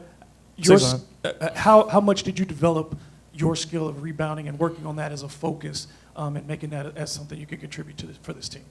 It's just get the ball. That's it. There's no real like thought process other than just go get the ball. That my dad challenged me and was like, "You're not rebounding. You're playing like you're 6'4". I said, "Well, I'll start playing like I'm 6'9" and just get rebounds." So that's all really what it boiled down to. Trey, what are your thoughts on Dejounte getting added to the team? How much do you think he's going to give you guys a hand, help you out this season? Yeah, I definitely think he's going to help out a lot. He's a vocal leader too, which is something that, you know, every team needs. And I feel like he'll definitely help out a lot on this team with that. And so he's going to be a big piece to the locker room. And then on the court, obviously, he's a great player. And whenever you add talent like that to a team, it's only going to make the team better. When you look under the hood at the numbers where you're handling the ball in scenarios like in pick and rolls or attacking closeouts off drives, they're all very good. They're all very, very efficient. The volume isn't necessarily there, but the efficiency is. Just, do you envision that being a greater part of your role this year? Is that something you spent time on this summer focusing on? And just, yeah, how do you go from being an efficient, maybe low volume player there to someone that can get a steady diet of those kind of possessions? Yeah, I mean, it was a lot of what I worked on this summer, just having the ball in my hand, you know, more being prepared for those opportunities whenever they present themselves. And just not – I'm not saying I'm going to go out there and just have, like, a bunch of ISOs. That's not going to happen. But, you know, just picking my spots. And obviously, for me, I want to grow as a player. And like, that's the biggest thing. I never want to come into a season and I'm the same player I was the year before. So – you know, I've, you know, just worked on, you know, more aspects of my game, and hopefully I'm able to showcase that as well.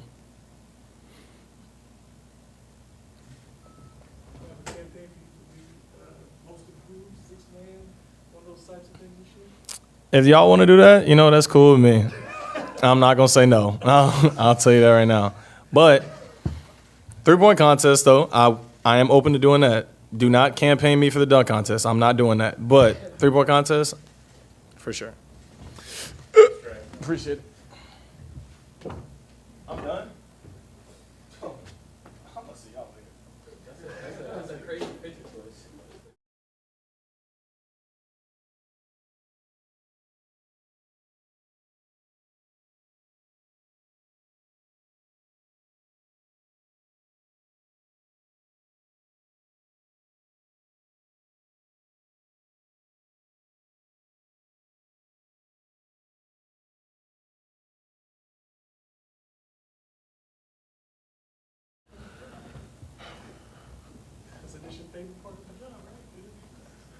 It's all good. I know you missed this.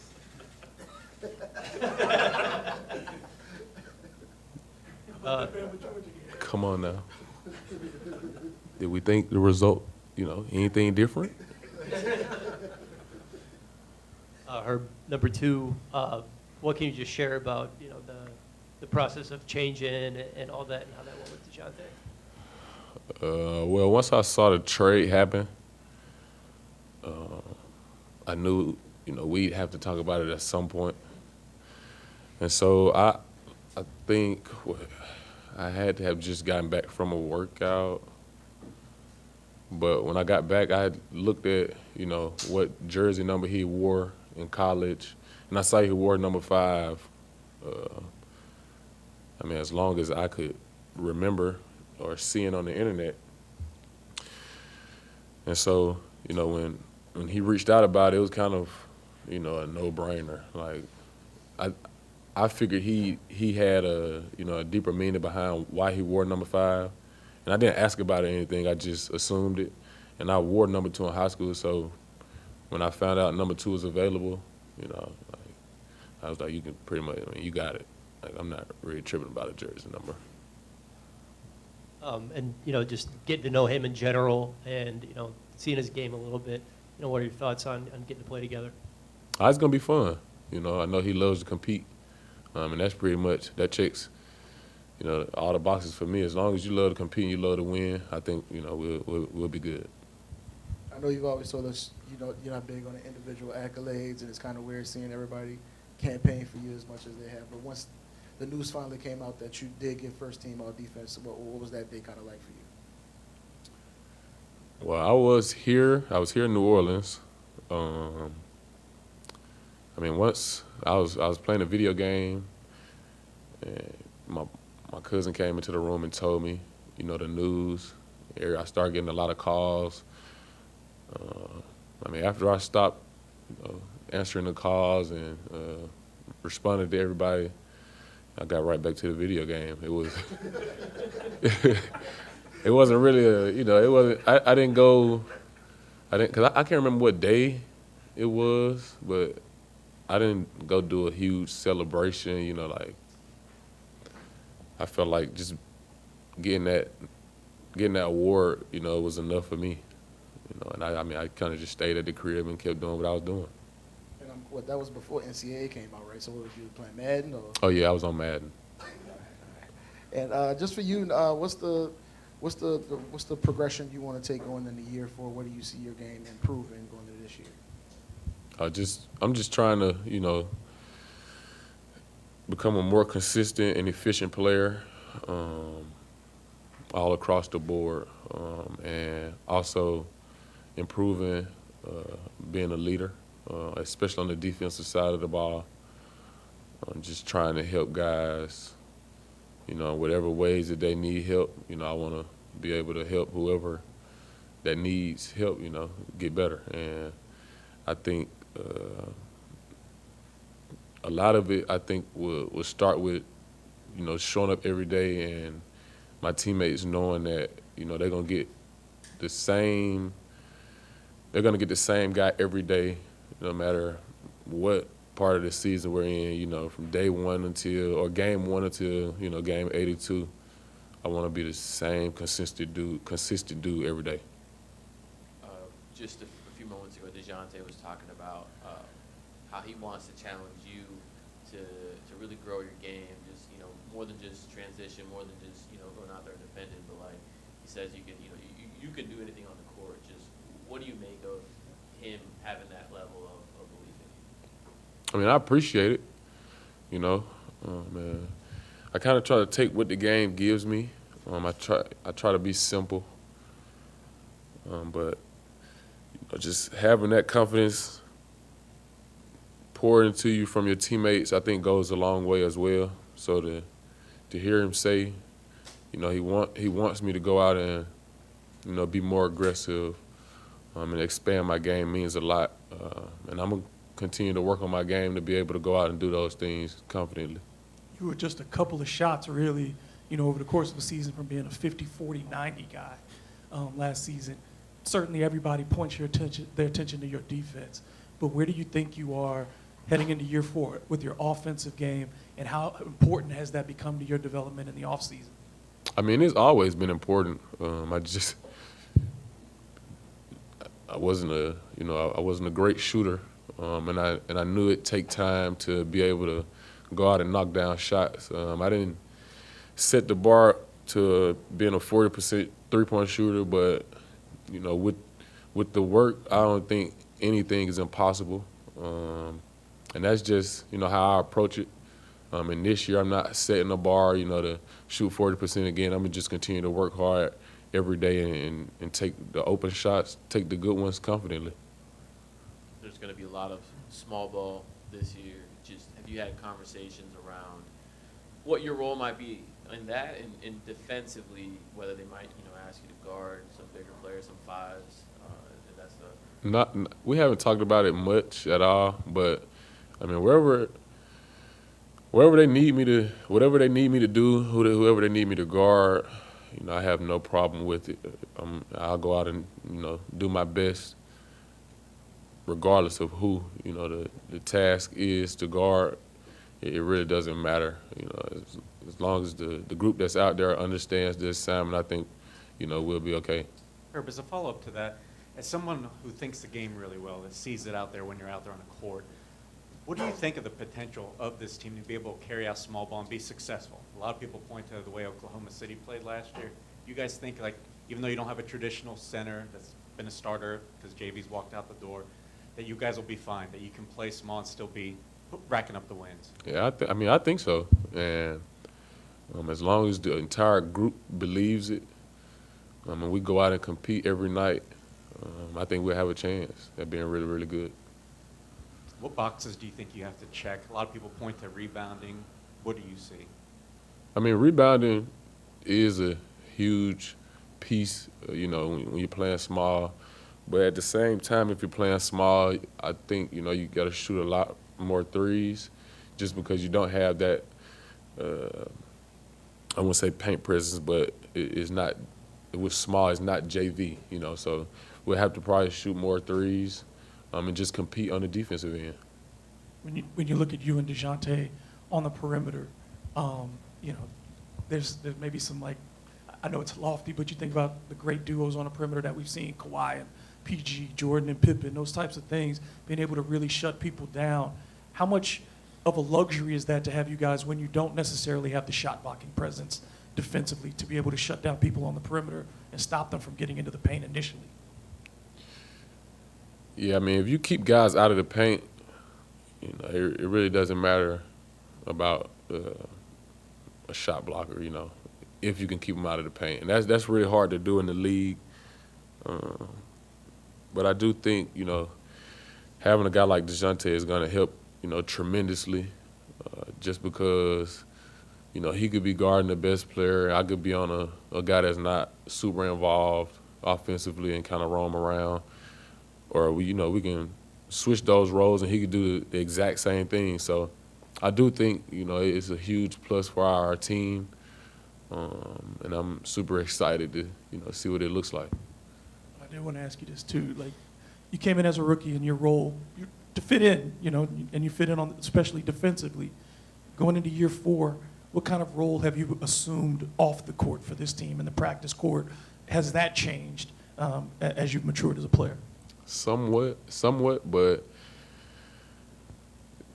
I mean, I think my role is just bringing the energy every day, trying to keep everything positive regardless of how bad things may seem to, people on the outside looking in, but just keeping the group, tight-knit and close. I appreciate it.